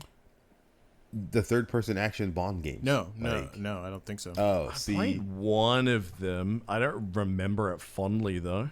Please God, don't tell me it was Nightfall or The World Is Not Enough. Oh no, none of those tie-ins. No. Okay. I just remember Everything or Nothing was like actually really fun. Yeah. So, but again, I think the Hitman games, are those all first person or are they third person? Third person. Okay. So there you go. If they're third person, then yeah, I think they could do a really good job with it. I think Bond should be a third person game. I mean, especially when we got to play as the spy in Watch Dogs. I talked about this a bit the other week. That feels pretty good in the way that they've done that. I mean, it's just as long as they play up because what do you have? You have like the detective portion, you have the stealthy, sneaky, espionage portion, and then you have combat driving. Yeah. The driving portion has to be like really freaking good. Yeah, I suppose third is better for narrative reasons. So yeah, I guess if it's going to be like a strong narrative game, then yeah, I'd say third person, I suppose. Mm-hmm. It's looking pretty good. Now, in a month of massive console releases, I don't know how we missed the coolest console of this generation. Literally. So Bud Light, when I'm still not 100% convinced this is not like a super delayed April Fool's joke. But apparently it's a charity thing. It's only limited release. They've made this thing specifically for you bid at it on an auction, and all these things go to charity. But the idea is this. It is a 6-pack holder of what looks like just you holding 6 cans of beer, of theoretically Bud Light, I imagine, that has an inbuilt projector on the side of the 6-pack that will beam out one of 6 games tied into this thing while actually refrigerating the beers in said thing with 2 controllers. Yeah. And it has Tekken 7, Soul Calibur 6, Flashlight Freeze Tag, RBI 20, which is a baseball game from MLB, Broforce, which I feel like is a free game on every platform these days, and a weirdly like almost Wii-style version of air hockey. Mm-hmm. You know when you go to the arcade, you play the old air hockey? Using the beer cans. The controllers look like souped up version with lights on them of like SNES controllers. And this whole idea I'm kind of in love with. Dude, I'm not going to lie. Whenever I saw that in the show notes and I checked it out, gut reaction, I fucking want one. I want the hell out of one. Right? Yeah, it's called the BL6, the Bud Light 6. When you read the spec comparisons, did you read this? Fucking hilarious. Yeah, dude. It's great. I actually, I really want one. I've been trying to figure out how to buy it. I think you have to go through the auction. That's the downside. Because I might actually. I love it so much. Try to do this, depending on how much. I mean, I don't know how much it's going to go for. Is the thing. If it's going to go for it for the show, crazy prices, then I won't do it. Yeah. But if it's in the single thousands, maybe, just for the novelty of it. So yeah, we'll have to see. Let me do this. Let me do the stat comparisons that they have here between the Bud Light 6. And they're very clever about it. They don't say the Xbox. They don't say the PS5. The ones they're comparing to is they're comparing it to the X and comparing it to the 5, right? Just the X and the 5. So they say for memory, more than you need. For FPS, they say the X does 120 FPS. The 5 is 120 FPS. But the BL6 is fun projected stuff is what their FPS stands for, right? For storage, the 5 has 825 gigabytes, the X has 1 terabyte, and the BL6 is 2 Bud Light cans and 2 controllers. The flops, 10.3 teraflops on the 5, 12 teraflops on the X, and then for flops, they go, we got flops. For hops, they say, we got hops, so the other 2, they go, nope. The projector, hell yeah, and the other 2 don't have it, and then keeps beer cold. I mean... all you need to do is say keeps beer cold. I'm like, how much money do you want for this? Right? This is a fucking rad idea. It's dumb. Agree. It's nerd related. It's gonna be hackable. Like the fact it has an inbuilt projector, I'm already ting, what can I do with a Raspberry Pi of this thing? Right. Like if I could literally take beer and a portable projector from my phone that I could basically AirPlay shit directly from my phone, like a football match, just at a mate's place, like any shed. fuck yes, this is a great idea. Play some Tekken at halftime. Yeah, dude. I'm so down for this. It's crazy. So yeah, like I just need to figure out where to go for the auction. I know. I just go to the site. What is it? There's a thing I just clicked that says get one. /BL6. Yeah. I love dumb nerd inventions, and this definitely ticks every box. Oh wait, I see a price. Hold on a second. Oh shit, how much is that? Hold on. It's got bids on it, but hold on. I'm willing to bet they're not going to ship one to the Middle East. Is bad. Super high. So it's currently right now at 10,000, and it has 3 days left. Yeah. Mate, even like scalpers trying to sell off PlayStations right now are like 1,500. Yeah, dude. That's crazy. I mean, it is for charity. Yeah, but and it is rad though. Yeah, I mean that's fucking crazy though. Like I wish it was cheaper. Shit. I hope that after this they realize the interest in this and they make it. Yeah, for real. Like I really do. If they do that, though, it'd feel like shit. If they don't, someone will. Yeah, that's true. But if they do that, it'd feel like shit to be the guy that paid 10,000 for it whenever it's released. No, that guy would have. Nah, that's a charity story. That's where you can just say, "Oh yeah, I bought that for 10 grand to look after underprivileged children. So how about that blowjob?" Do you know what I mean? Like that's where that. How story about that goes. blowjob now? Yeah, that's e-peen. That's e-peen for sure. Charity is old school e-peen for a lot of these philanthropists they're going to claim it back on tax anyway. Let's be real. Well, this is easily the coolest charity gift you will ever buy. That's for fucking sure. 100%. Now I know that Heber has been looking forward to this news story because it touches on his favorite game of all time, which is Marvel's The Avengers. Oh yes, one of my absolute favorites for sure. Now, there was a couple parts of the story. So they have announced that December 8th is going to be the first part of the content release, which I think we're supposed to get a couple months ago. We were. Right? Yeah. So it's well behind. So Kate Bishop's coming out. Her kit actually looks pretty good. They've got the gameplay footage for her now as well. So if you were playing Avengers and you want to see how she looks, check that out. Being a purely ranged character as well. Like every other character has kind of a ranged or melee option. This is the first one that looks like it's almost exclusively ranged, which is kind of cool. She looks all right, but they've started really touching on what's coming with the story. Now, one thing that came out last night, I don't know if you boys have had a chance to see this yet, is they've announced a little bit about the timeline that Hawkeye went to. Not Kate, because she's obviously looking for him. But did you guys see this about where he went? No. He went to a timeline that has been dominated by the Maestro. Oh, wow. That's interesting. Okay, so the Maestro is obviously, for those unaware, is a universe where Hulk became so powerful that basically, he started to also get incredibly smart in Hulk form and kind of got, a little bit crazy over the years and becomes like one of the biggest supervillains in the Marvel Universe. So in this world, in part of the clip they've got where Kate finally catches up to Hawkeye, they're in a room where basically up on the wall behind him, he has the Avengers weapons, hinting strongly that in this universe, in this timeline, the Avengers are dead. Wow, shit. That's dark. So if they do this, if they do the Maestro storyline well, that's probably enough to get me come back to play the story. Still have not seen one word about fixing the loot, so that sucks so badly. But if that's the storyline they're doing for the first raid, which is where this is gearing for the first operation, this could be all right. Yeah. What do you guys think about that in concept? I'm looking forward to hearing you tell me about it, because there is no shot in hell that I will ever touch this game again.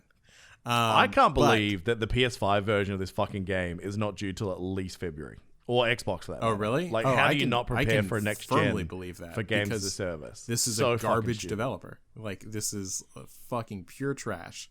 So they are normally a great developer. This is the first game. Like this is their BioWare fall moment. Yeah. That they're at a very pivotal. If they put their name behind this, they're at a very pivotal moment. If they put their name behind this, I consider them officially a garbage developer.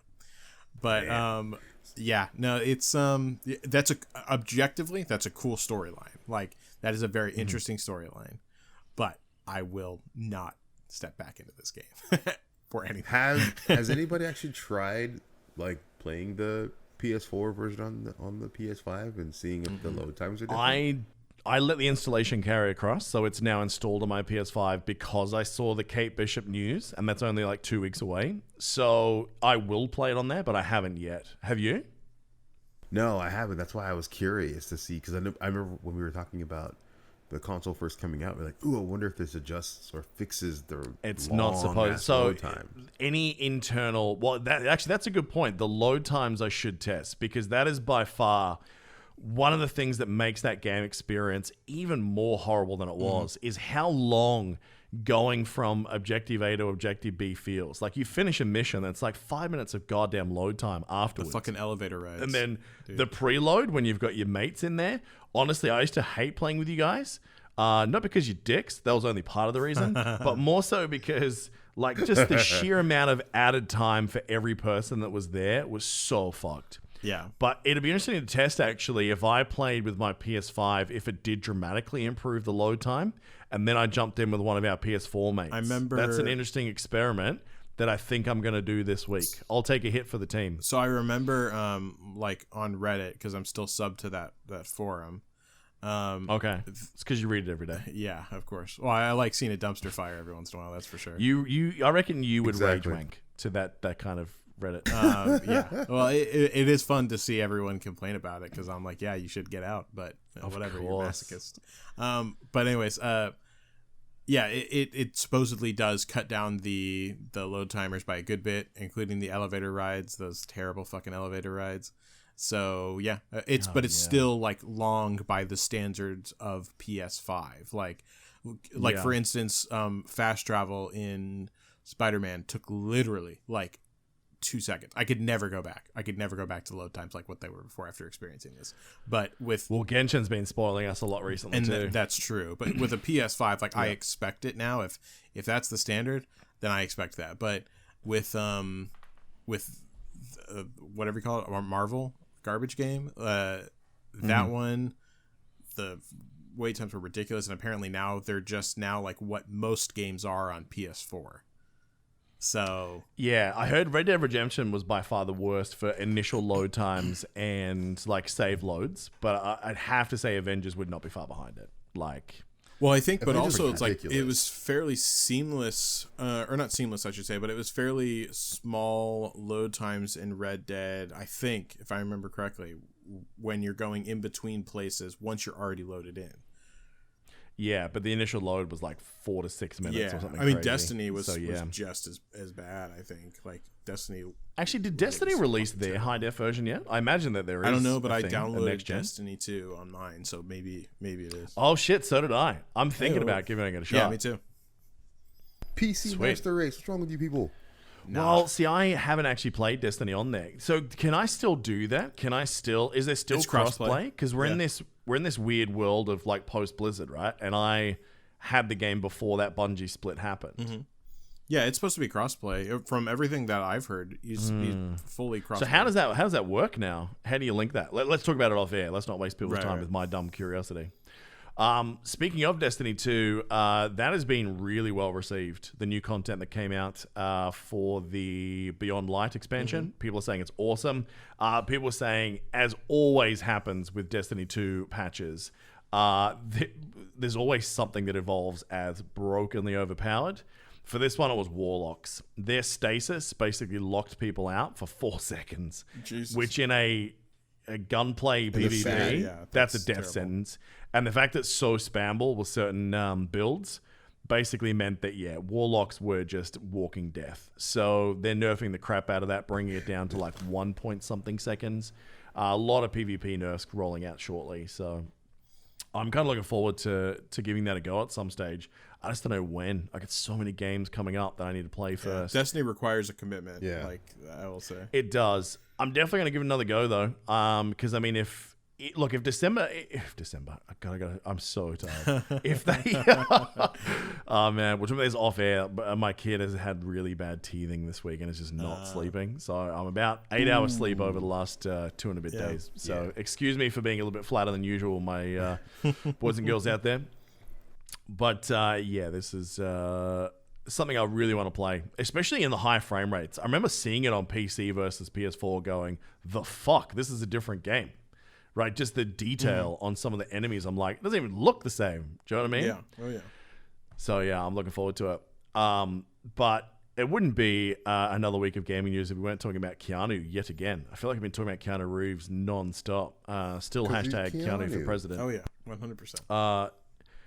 Hebrew, you got some concerns after seeing that last gameplay trailer. Yeah, so there was, if you watch the trailer, there's a part where it shows like in-game footage of Keanu.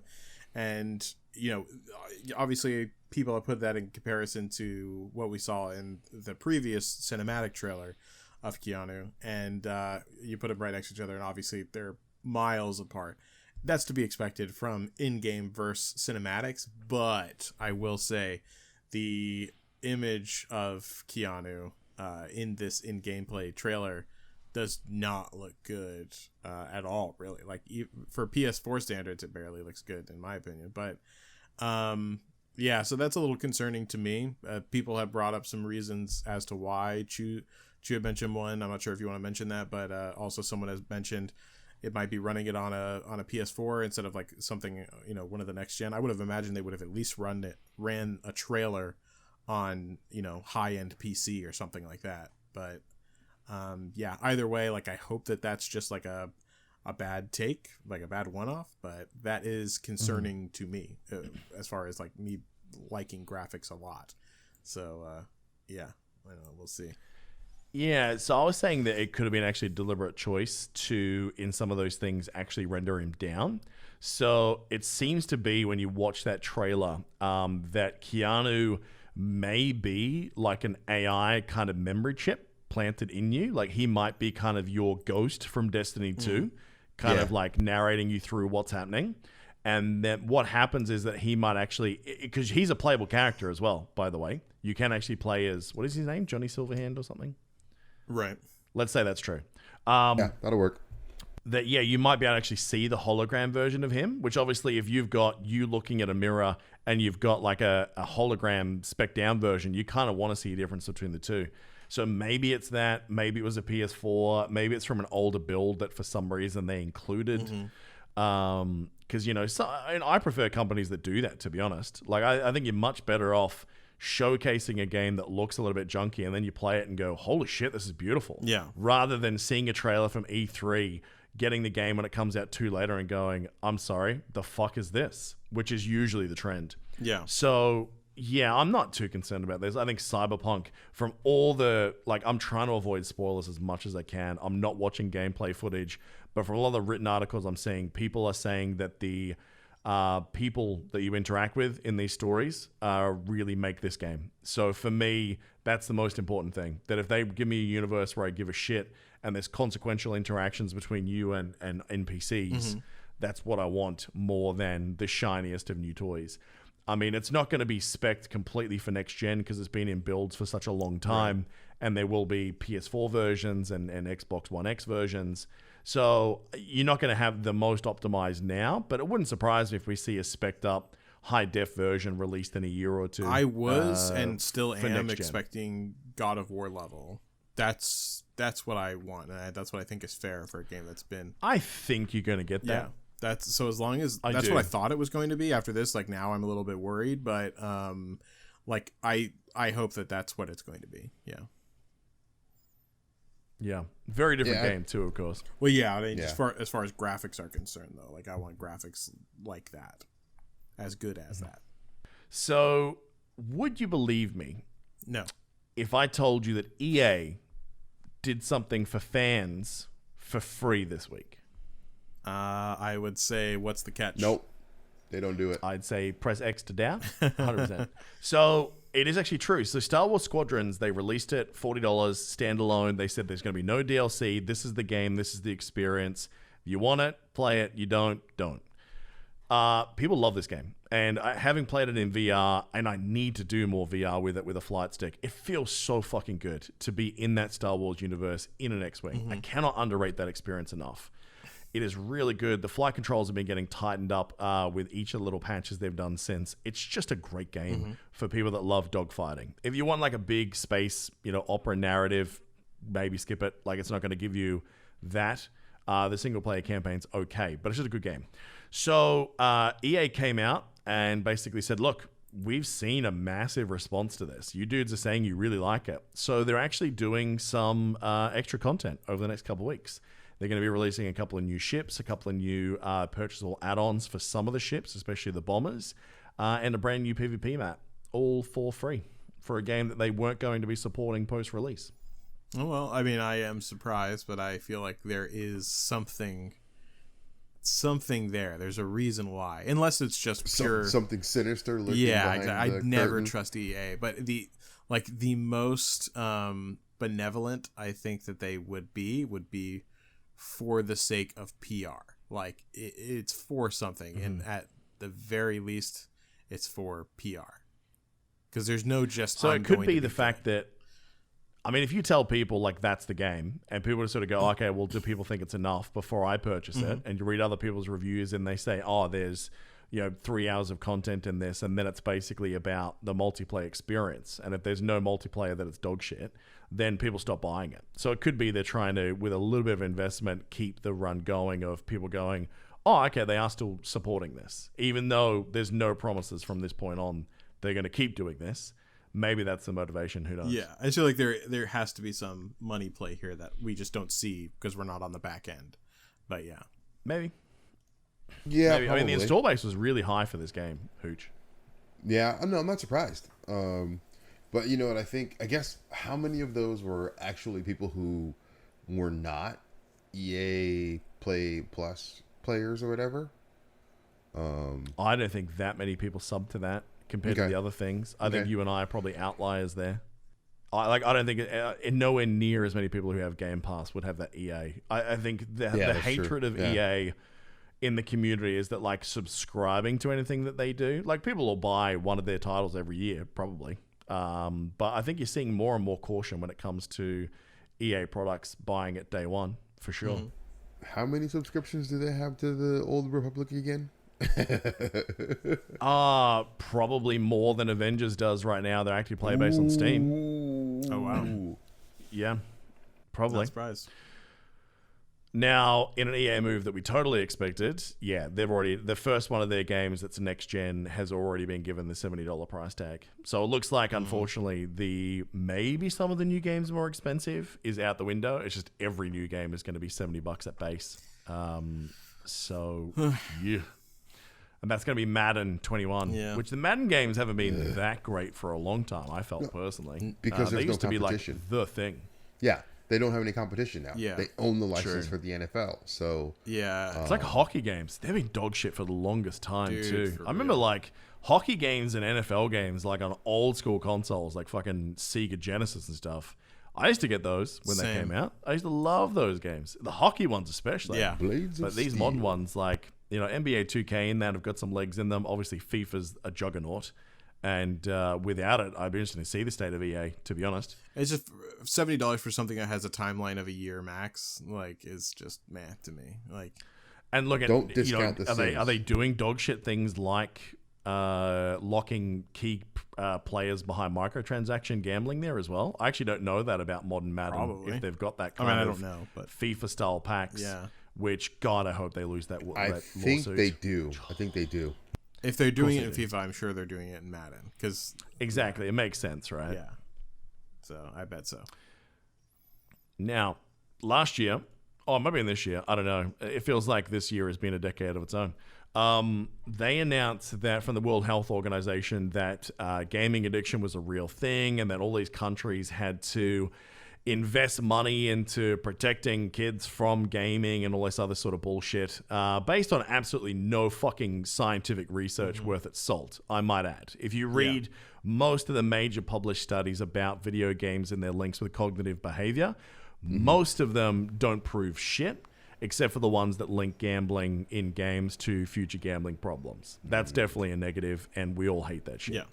But Oxford University, after seeing that announcement last year, went, you know what? We should probably look into links between playing video games and mental well-being and do a proper fucking study, considering the World Health Organization is spending money saying that this is a very terrible thing to do. Yeah. So they have suggested that using like playtime data, allowing Oxford to link up psychological questionnaires with the total time spent playing video games according to cloud saves. Whereas past studies were basically all about the mental effects of video games, relying on test subjects self-reporting. In other words, we're not just relying on junk science and anecdotal studies right now. Mm-hmm. And surprise, surprise, they have said that most video game players in these studies had higher reports of better mental well-being. Well, surprise, surprise to no one that actually plays games. I know. It's fucking ridiculous. Yep. It's amazing what real science can do. Like, yeah, I mean, it's when you play games, it's a release, right? Yeah, it is. Shooting that guy in the face in the game means you're not going to shoot somebody in the face in real life. Yeah. And I still say this, man, that people underestimate the social dynamics of modern gaming. Mm-hmm. Like, anyone that doesn't game go, oh, you're all antisocial fucks that just, alt-tab between porn and video games. That statement's true. But, at the same time, like, I spend more time talking with you boys on the daily through games and shit that we built through this community than I do with most of my best friends from Australia now. For sure. You know what I mean? That's just the way it is. Like, your gaming friends now are part of your daily fabric. Just like, hey, man, you want to jump on and do dailies? Hey, man, you want to jump on and do a couple of quick matches? Like, it's a surprisingly social thing. And in a world where all these people that have been out relying on this, extroverted social experience, for us, we're business as usual, man. Like, nerds have, I think, adapted to, the post-apocalypse significantly better than everyone else. Yeah. I was telling my wife the other day, I was saying, like, hey, everybody's worried about the extroverts during this whole, crisis and things. Like, what about us introverts, though, and the fact that we have to deal with you extroverts being inside all the time now. But on that same token, it's like, we spend more time with like-minded people playing video games, and it's like that's our release. That's our way of connecting. That's our way of like dealing with the craziness in the outside world. Yeah. Yeah, it's like that console story I told you before. Like, in that line, I could tell you the people that were gamers, the ones that knew there was going to be a line, the ones that knew there was going to be a wait. There was going to be people asking dumb questions at the front desk. Like, everyone knew that. The non-gamers were the ones that were raging out that 5 minutes of their outside of their house time was going to be spent in line with peasants. You know what I mean? Like, it's just incredible, I think, in some cases, how the problem-solving aspect, like, to do things in video games as well now. You think about it. In most of these games, you have to be able to work with other human beings. Because if you are a giant dickhead, you'll get kicked before you get loot or before you finish, or you won't get invited to a party. You cannot succeed in modern video games without working alongside others. And there are skills that come with that. I mean, sure, there's online trolls that are genuine pieces of shit who, are an incel little twat that sits behind their computer and just tries to make other people's day worse to stop them from taking their own life. You know what I mean? So they're few and far between versus, I think, the gamers that are relatively well-adjusted people that, get along with others in their shared love of, doing shit in a video game. Yeah, and I mean, typically you only have to deal with those trolls for a very short amount of time compared to the amount of time that you are going to be hanging out with the friends that you actually do like and are like-minded. Mute, block, done. Exactly. Yeah, we have a block feature. Like, so it's not like, and we've been doing this since the fucking Halo 2 days. Like, it's not a big deal. Right. So, yeah. It's dial-up modem for me, bro. Oh, yeah, there you go. Yeah, buddy. Oh, I guess LAN before that. Like, back in the day. Yeah. I think I had one LAN party, and then by that time... Oh, shit. What was that for? Halo Xbox? Halo, yep. The original Halo. I knew it. And I was What about you, Hooch? What was your first LAN experience? Actually, the first LAN experience, or similar to it, was Sega Genesis, NHL 93. So we... What, multi-consoles? No, well, you had multi-consoles, but it wasn't like a typical LAN like you would say. But I call it a LAN experience because it was a bunch of people in a room playing the game on different consoles in a tournament setting. So, see, for me, it'd be Street Fighter 2 on the SNES. Would be the first time I saw something like that. I'm talking about like people bringing a computer or another console into the one place. Yeah, well, no, that's what we did. We had multiple consoles. It was like 3 or 4 different Sega Genesis on 4 different TVs, and playing a tournament that like 16 of us were doing or something. So, yeah, I mean, that was my first kind of like LAN experience. But I would say my next one would be my first few weeks working at EA in '99, playing Half-Life Deathmatch. Oh shit! Nice. Yeah, that was a lot of fun. That's where I learned how to use mouse keyboard. Right. Mine would be either. There's 3 I remember relatively vividly. There's 4 now I think about it. I think the first one would have been the original Team Fortress Quake mod. We were all playing that together on PCs, all hooked up. Duke Nukem 3D. We had a couple of tournaments.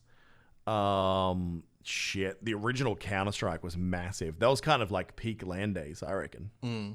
Probably the end of it before it all sort of went online. So I remember Counter-Strike. Yep. Good times. God, that game was a phenomenon. I mean, modern gaming evolved because of that game. It's awesome. Yeah, it's funny whenever what people who don't understand gaming, what they see versus gamers. There's a funny example of this where I think I was like 15 or something like that, and I think it was like 14 or something, and my sister was dating this this guy who was like 19 or so. She's older than me, obviously, so she was around his age, and he and I became like friends, through her, and they had broken up, but he was having a big LAN party over at his house, and he invited me to go hang out, and he and all of his buddies were going to be over there. My parents were freaking out because they were like, you're going to get into drugs, and this is all just, this gaming thing isn't real, like this is all a ruse. And I was just like, Mom, like I promise you, like we're just going to game. And so they like had all these the drug users are all at the nightclub. Yeah, right, exactly. Like this is a Friday night, we're all in playing games, like. But my mom was like freaking out, and eventually I was able to go, but only for a limited amount of time. But like I got there, and it was a fucking blast. It was literally everyone just playing, like all these nerdy guys just playing fucking games and having a great time. And I was like, this is fucking awesome. But yeah, oh, absolutely, people just don't get it. Now, the only negative study that came out, and this one isn't as strong as the science on the others, but I would believe it, that found up to 80% of regular video game players will be eating food or drinking while playing games. I mean, that makes sense. Like, yeah, for sure. Now, mate, we've talked about the fall of this company so many fucking times, from just being people I adored back in the day to just giant dickholes now. Blizzard thought no one had said shit things about them for a while, so they said, let's change that, shall we? Hearthstone and the way that they advertised this new battle pass system and saying it was the biggest overhaul since the game began and that people were going to love it, and they were hinting that they'd learnt some big lessons from things like Legends of Runeterra and how people love a lot of the systems over there. And people were really, really excited about this new Hearthstone update here, bro. And then they released it. Right. And everyone said, this is by far one of the most aggressive pay-to-win systems we've seen in a fucking collector card game. To have that statement attributed to you is a pretty big fucking deal. Yeah. So apparently this thing is very much you pay to win now, more than ever before. And they're immediately backpedaling, saying, oh, we're going to look at it. Please don't leave. Yeah. They should have known that beforehand. Oh, mate, of course they did. Yeah, of course. I mean, this is like, that's the problem, is that like literally all of the converts that we've had from Legends of Runeterra that are coming over to Legends of Runeterra from Hearthstone have all been like, Hearthstone is just a nightmare. This is before this update. Like, it is just like, if you want to actually be competitive, you have to pay so much money. It's ridiculous. And so people are like automatically wary of collector card games, rightfully so, because it is a very predatory. I'd say gacha gaming, number one, right underneath that is collector card for sure, as far as predatory monetary systems. But like Legends of Runeterra, very much like League of Legends, is very, very good about being free to play. And one of their big things that they do, and it's not difficult either. There's no secret to the sauce. It's literally like, it's cosmetics. Like, that's the biggest thing that they use for their battle pass system to make people take part in it. Like, you're not getting anything like incredibly special. But this system that they have, they obviously took the battle pass system that Legends of Runeterra has, and they kind of made it their own. And they have, a free to play version, and then they have a version that you can buy into, kind of like how, Genshin has that, just for your understanding, on the battle pass system. Except it's not nearly as kind of like, you get you get a lot more in Genshin than you do with these games. But so that's how it works. You have a free-to-play version, and then you have a paid version. Now, the paid version doesn't give you anything except more cosmetics in Legends of Runeterra, and maybe a few cards here and there, but it's nothing like the card system works very differently in Legends of Runeterra. But here, it is very much a situation where you are getting absolutely butt-fucked by these fucking people who once again have proved that money is the only fucking thing that they care about. Because, yeah, their system is locked behind tons of pay-to-win content. So, and it just doesn't make any sense for what, like, their pricing is for everything else that they have as well. So, it's a terrible, terrible system. And this isn't a shock to anyone. But, yeah, it's really bad for them. And I think that this is just going to push people further and further away from Hearthstone.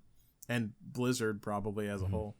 Yeah, they do their best to try and push people away, honestly. You know, I think a lot's going to ride on D4, I think, for me, especially with this company, because, you know, everything I've been hearing and seeing about Shadowlands up until now is like they're making still dramatic changes to the whole progression system 3 days before the game launches. Like, they were committed to this game like 6 weeks ago until everyone saw it and they went, the fuck? And then Blizzard went, what do you guys want to do then? And then they were changing and changing and changing, and then did major overhauls like 3 days before release. It's like, the fuck are you doing, mate? It's so crazy. So I think that game's going to be jank for the first couple of days.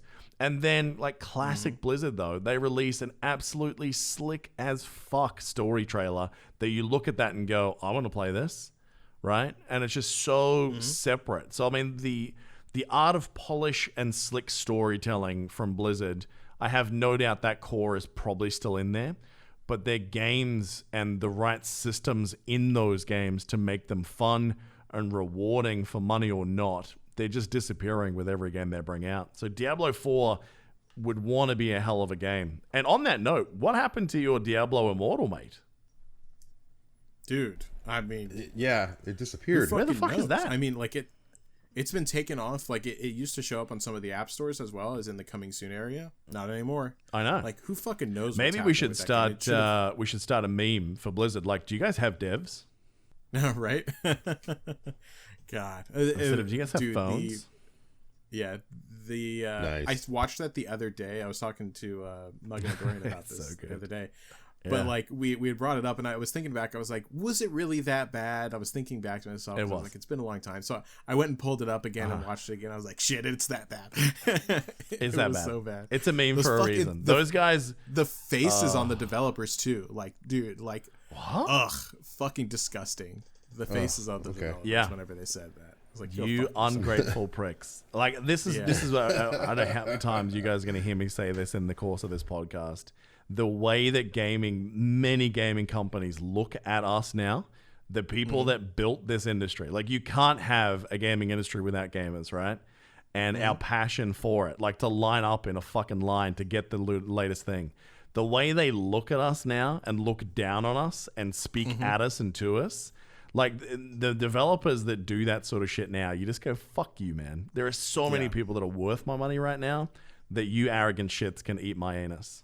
Exactly. Yeah. So big time. Right now, like, I mean, nothing seems good for Blizzard is the problem, because like the fact that Diablo Immortal hasn't come out does not inspire confidence for D4, especially since since it didn't look great to begin with. Like, I think we're all hoping for a lot more than what we saw, but the fact that the timeline has been so fucked. I mean, it was supposed to come out, I think, like 2 years ago now or something.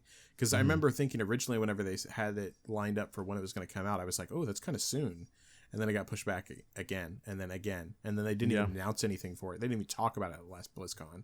So yeah, like that doesn't inspire a lot of hope for D4, because God knows it took forever for D3 to come out, and that game was hot garbage on release.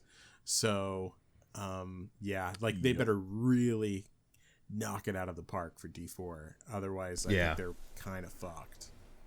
Unless they come out with even this WoW expansion and the course of it, I think is going to depend a lot, because I mean, so much of their other projects are floated by the regular reliable income that WoW provides. But now you look at like $15 a month for that game, versus $15 a month for Game Pass. Yeah, does not seem good. I mean, the value there, they want to be making sure that experience is exceptional for the whole of it.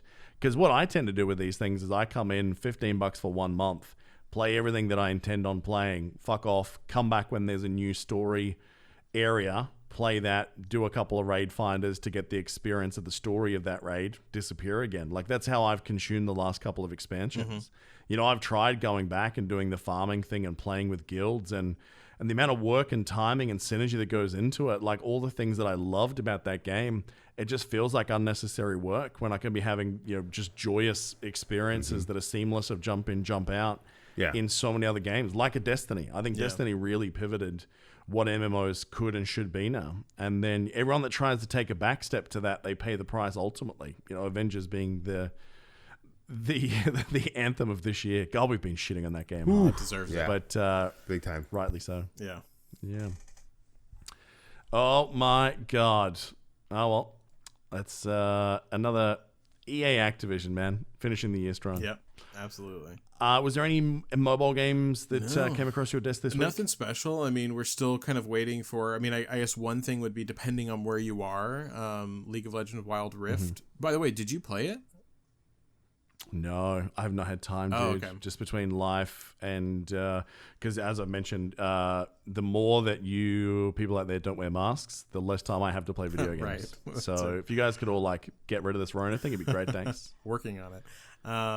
Yeah. But yeah, so that's in open beta in certain places, not in the US. I don't know why, but it's not going to be out for a while in the US. We don't have an exact date yet. Most likely end of the year. So we'll see what happens. But if you are one of the lucky countries that has access to it, play it, because it's fucking amazing. Everyone is really enjoying it. They keep consistently adding, I say new, quote unquote, but they're pulled from, they're characters pulled from, League of Legends on the computer, but also whenever they have new releases there, they release them on this as well, on Wild Rift. So either way, a bunch of cool stuff happening there, and everyone likes it, to play that. Other than that, nothing like super big. There's lots of like, pay games that are coming out on the mobile phone, but those ones I can't put my stamp on at all, just because I'm there's so many good free games that I would rather be playing. I haven't seen one that's worth paying for yet on the phone, so we'll have to see.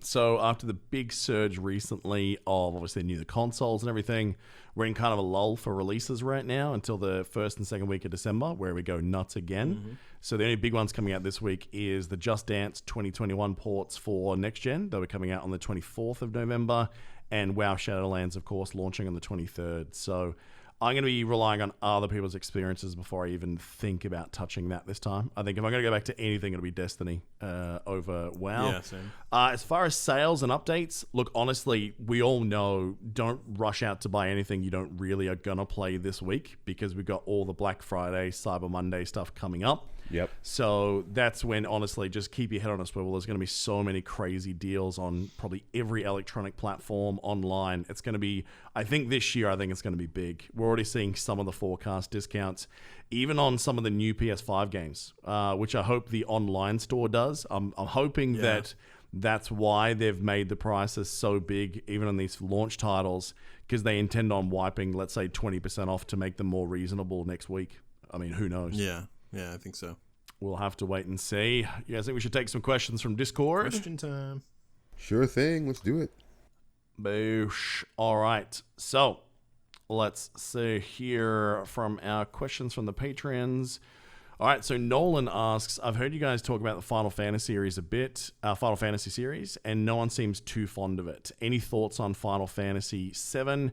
To me, that game defined my childhood and was my introduction to RPGs. Would love to know if any of you played it and if you enjoyed it back then. So I'm going to preface this by saying the only reason I'm not a fan of them is just because I really didn't play them, mate. So 15 I played.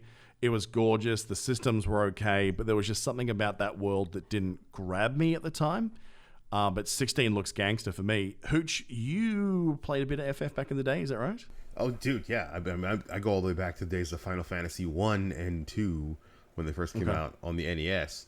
I played Final Fantasy VII when it was released on the good old PlayStation 1. I liked it. I mean, it was great. It was a lot of fun seeing all of the different summons show up and sitting through them all for, however long they took. It was one of those games that you look back upon fondly and you're like, oh my God, that was so much fun. I spent so much time doing this and that. And I mean, although I haven't kept up with a lot of the modern games, I think 7 was probably the only one that I like completed.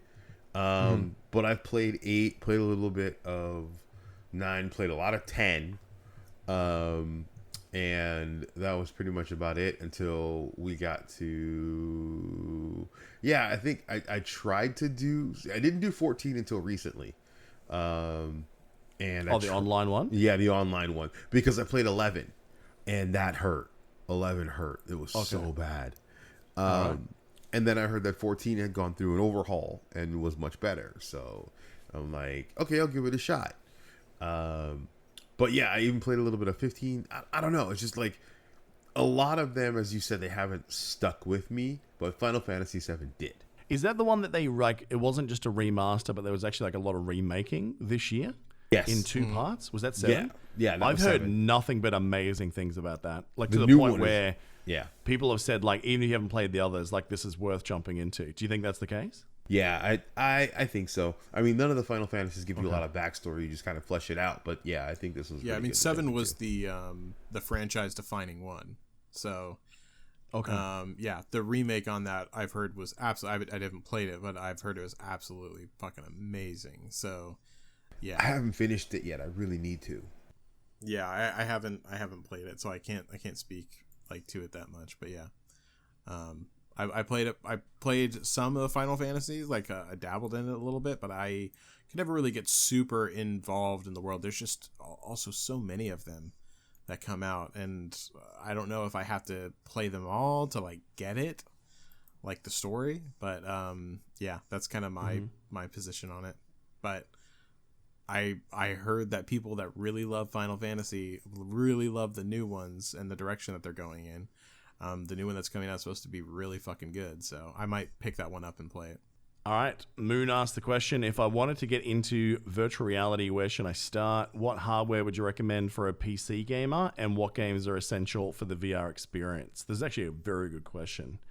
You've got the Oculus, Hebrew. I have the Oculus would you recommend Quest. the Oculus as a purchase? I would recommend the Oculus Quest as a purchase for sure. Like, I don't think any like VR system has like amazing or tons of amazing games to it. So like, and like they are typically kind of expensive. So like you really have to kind of be okay with that and like testing out lots of smaller games that might be fun for a little bit. But yeah, I really like the Quest mostly because you get the beauty of being attached to a cord and not being attached to a cord. So there's some games that you can play without being attached to a cord, and that's really cool. Like all the Star Wars games are a blast on that, and you don't have to be connected to the computer. But the beautiful thing about the Quest is that you can actually plug it in and turn it into a Rift, literally. Actually, like a slightly better version of the Rift, actually. So, you can go ahead and do that, and you can play some of the really good games. Like, I mean, Beat Saber is an amazing one. Like, that's number one for sure. Like, I love playing that game, and it never gets old. Super Hot is a big one. And then for Oculus exclusively, Asgard's Wrath is a fucking beautiful, amazing VR experience game that anyone that has an Oculus needs to play. Hands down 100%. But I that's the only VR system I have. So, Chu, what about you? Mm-hmm.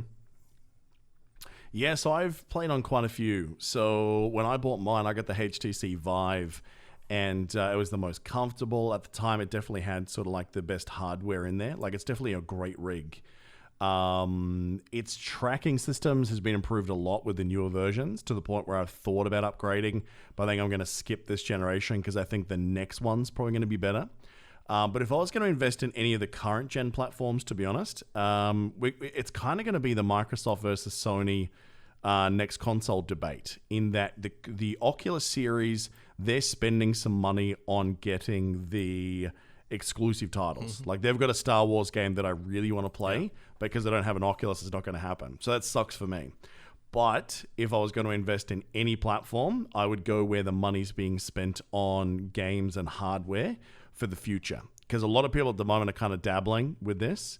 And I think it's Valve. I think the Valve Index is probably the best piece of hardware out there right now for VR. I don't have one, but I really want one.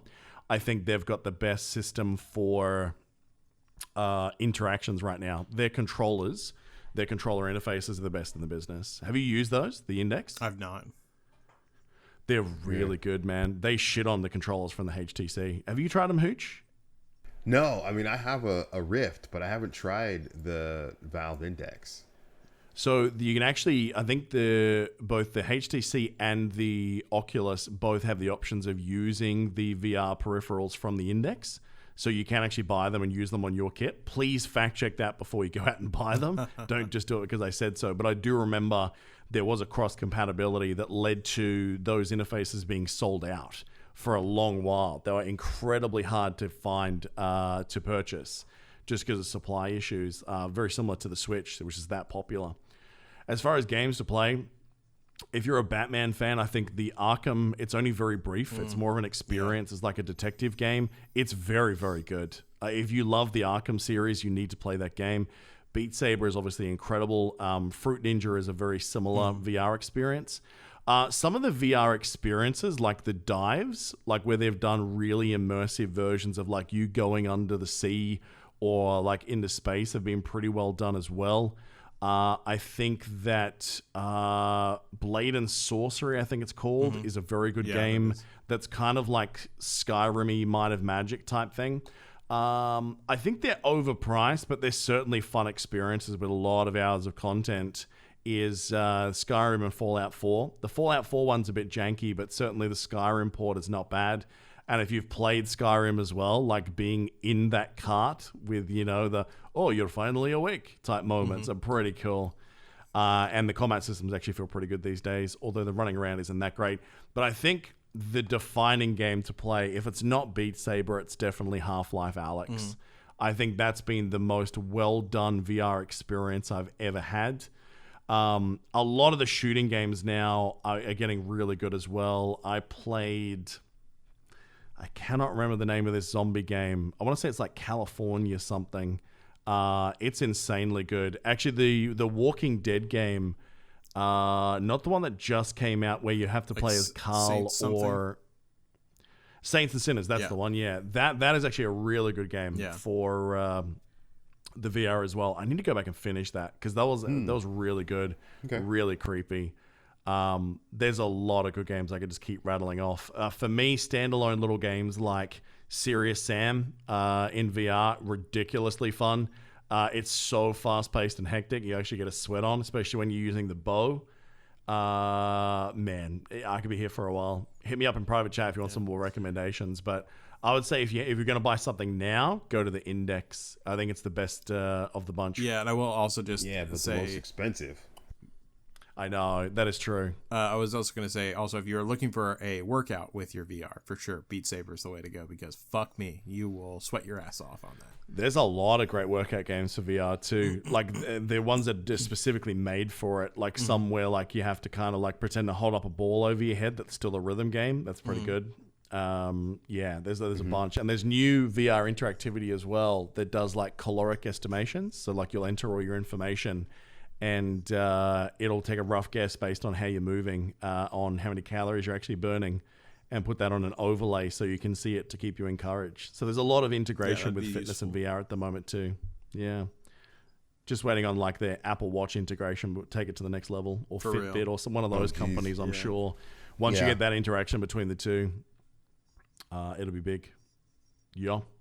This one's for you guys. We'll start with you on this one, Hooch. You probably heard me answer this on the old show, actually. So Jackie246 is bringing back a question that sparked much debate on one of our other podcasts, which was, would you rather have penis fingers but no other genitalia, or a hand in the place of your penis? I think wasn't ability to relieve yourself, one of the sticky points on this one. Like, are you peeing out of your fingers, or does your hand? I mean, this is the important debate that general have to have. Yeah, that would be the thing for me. Like, I'd probably lean more to like the replacement for the hand instead of the penis down there. Mm-hmm. That seems to be a little bit safer, because if you're dealing with dick fingers, nobody wants dick fingers. Well, right? Yeah. I mean, it's a solid point. So what's yours then? Mine would be replacing the penis with a hand. Okay. Mine would definitely be replacing fingers for penises, because okay, I would always wear a glove, I will say, just to protect, because if it's sensitive, like I'm gonna have to protect it. So do that. But the question mark here is, do my penis fingers ejaculate, and do I get the same sensation? Because that could... Well, I mean, that's a multifaceted question of like, are we talking like a permanently soft penis? Are we talking a permanently erect penis? Do they have the ability to get hand boners? Like, there's a lot of... That's a Pandora's box. Yeah. Well, so if like I can... So assuming that I can get an erection with them and that I can ejaculate with them, and it has the same sensation, then I will go ahead and take the penis fingers. I will wear gloves, and then I will have a good fucking time with my penis fingers, with the ladies. I feel like that could do some good work. And also, actually, I guess another question would be, how long are they? Because that would actually be quite bad if it was like super long. That'd be fucking weird. Yeah, and definitely like the weirdest evolution of Wolverine we've ever seen, for sure. Exactly. You could become a superhero, and like you have to get erect first, but then you could whack people around with meat sticks, I suppose. Well, that'd kind of be the best hybrid of everything, wouldn't it? If you just had like Wolverine style retractable cocks from your hand, probably the best version. If you could instantly get like erections, like instantly, then it would be pretty fucking cool, because then it'd be like, you can't, huh? You can't. It means like from your penis, from my penis fingers, yeah. Because then I could have them like extend and retract basically, very quickly. But yeah, but that would be my route probably, because I have to have a penis. Like, there's no way I'm going to be living without a penis. Yeah, exactly. All right. McFly asks, kind of a throwback. We're not even sure if Hebrew would have played this, but do either Chew or Hooch play Mist or the sequel Riven? If so, did you play all the way through? I've never even heard of those, so no. This would be a game genre you may not have really ever experienced, mate, because these games aren't really made that much anymore. No, not really. Yeah. Or if they are, if they are, they're on mobile. Oh, really? Yeah, I mean, that would be like a perfect mobile game, don't you think? Yeah, kind of, I guess, because you just kind of like touch the sides and like side scroll that way. Yeah, I guess I could see that. So there were kind of these games where they were very much about exploration and mystery solving, almost detective-y type games, Hebrew, where you would go through these worlds and you would find items and solve puzzles and clues, and there was like magical elements. There was other spin-offs of this like Zork and Zork Nemesis. It was a whole thing. Like, at one point, these were the games that kind of really taxed the computer graphics cards the most. Like, they were sort of known as, the sort of more immersive experiences for a time. It was an interesting era of games, and they kind of disappeared because there was thousands of them and none.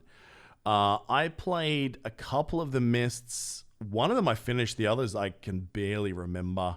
Riven, I played a little bit. There's good news here as well, combining this with one of the other questions, that they're just about to relaunch a remastered Myst, but it's going to be in VR, which I think is pretty cool. The downside is it's going to be Oculus exclusive as well. So if you don't have the Oculus, you're not going to be able to play it. I'll tell you how it is.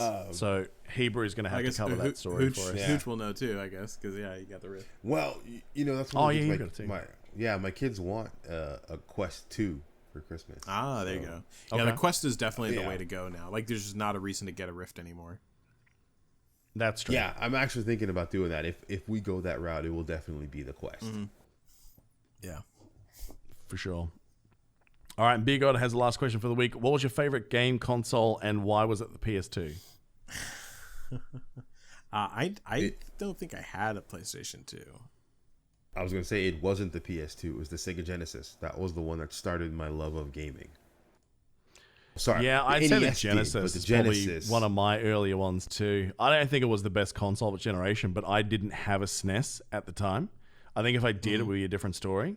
But for me, I think, yeah, like games like Road Rash and things like that. There's so many games for that generation that I still love now. Or memories of, probably not the actual games. Yeah, the memories of playing the games. I'm sure you guys can guess mine. Favorite console? N64. Yep. N64. Yeah. That was the start of it all. Pokemon Snap, N64 was the start. And then fucking Tony Hawk. Fucking Double GoldenEye. You played Tony Hawk on the N64? Or was that Doug by then? What? I don't know. If they had said like any... Tony Hawk? Tony Hawk was like a huge game. That was when the first one came out on N64. Yeah. Okay, the first one. Okay, yeah, I remember it had a Tony blue Hawk cartridge, Underground. which I thought was badass as fuck. So yeah. Yeah. It's fucking great console. See, if they had said like Best any device, I reckon the OG Game Boy would definitely be featuring pretty highly for me as well. Ooh, that was that's a good the one. shit to own back in the day. Hey, My I got goodness. a Game Boy Color. I don't remember the original Game Boy.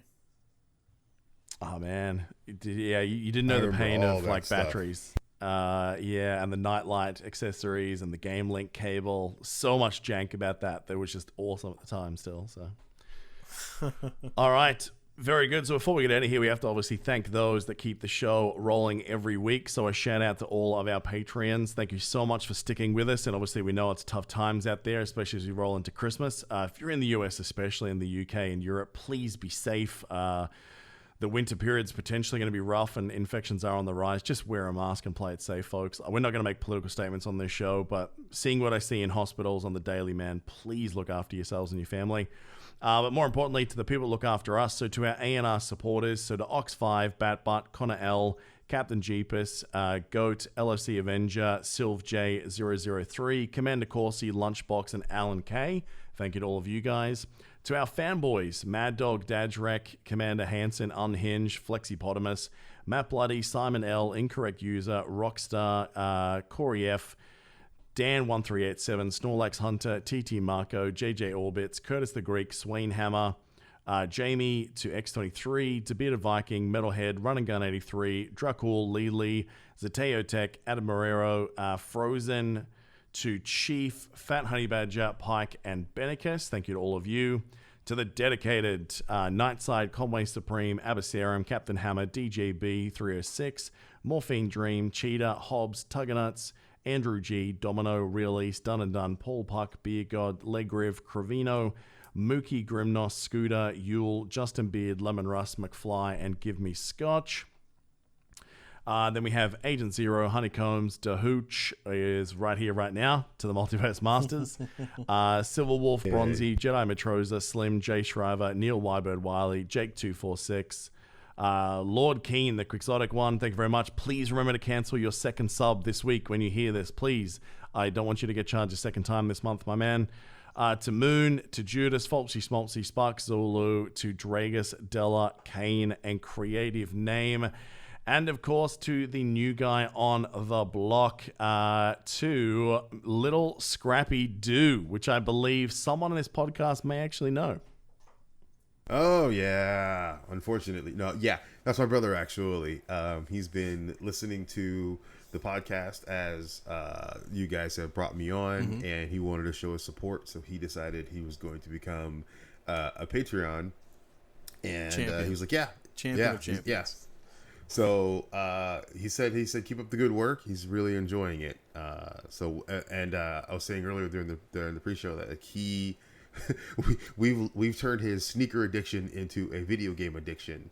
Good. He's now purchased the Xbox Series X, the PS5, and the Nintendo Switch all in the last week. So we've given him more addictions. Is that something to be proud of? We've given him, yes. Or we've allowed him to turn one addiction and channel it into supporting another addiction. That's true, yeah. Oh, yeah, that's right. We couldn't figure out which one is more expensive. As long as he stays away from gacha games, he'll probably save money over here, to be honest.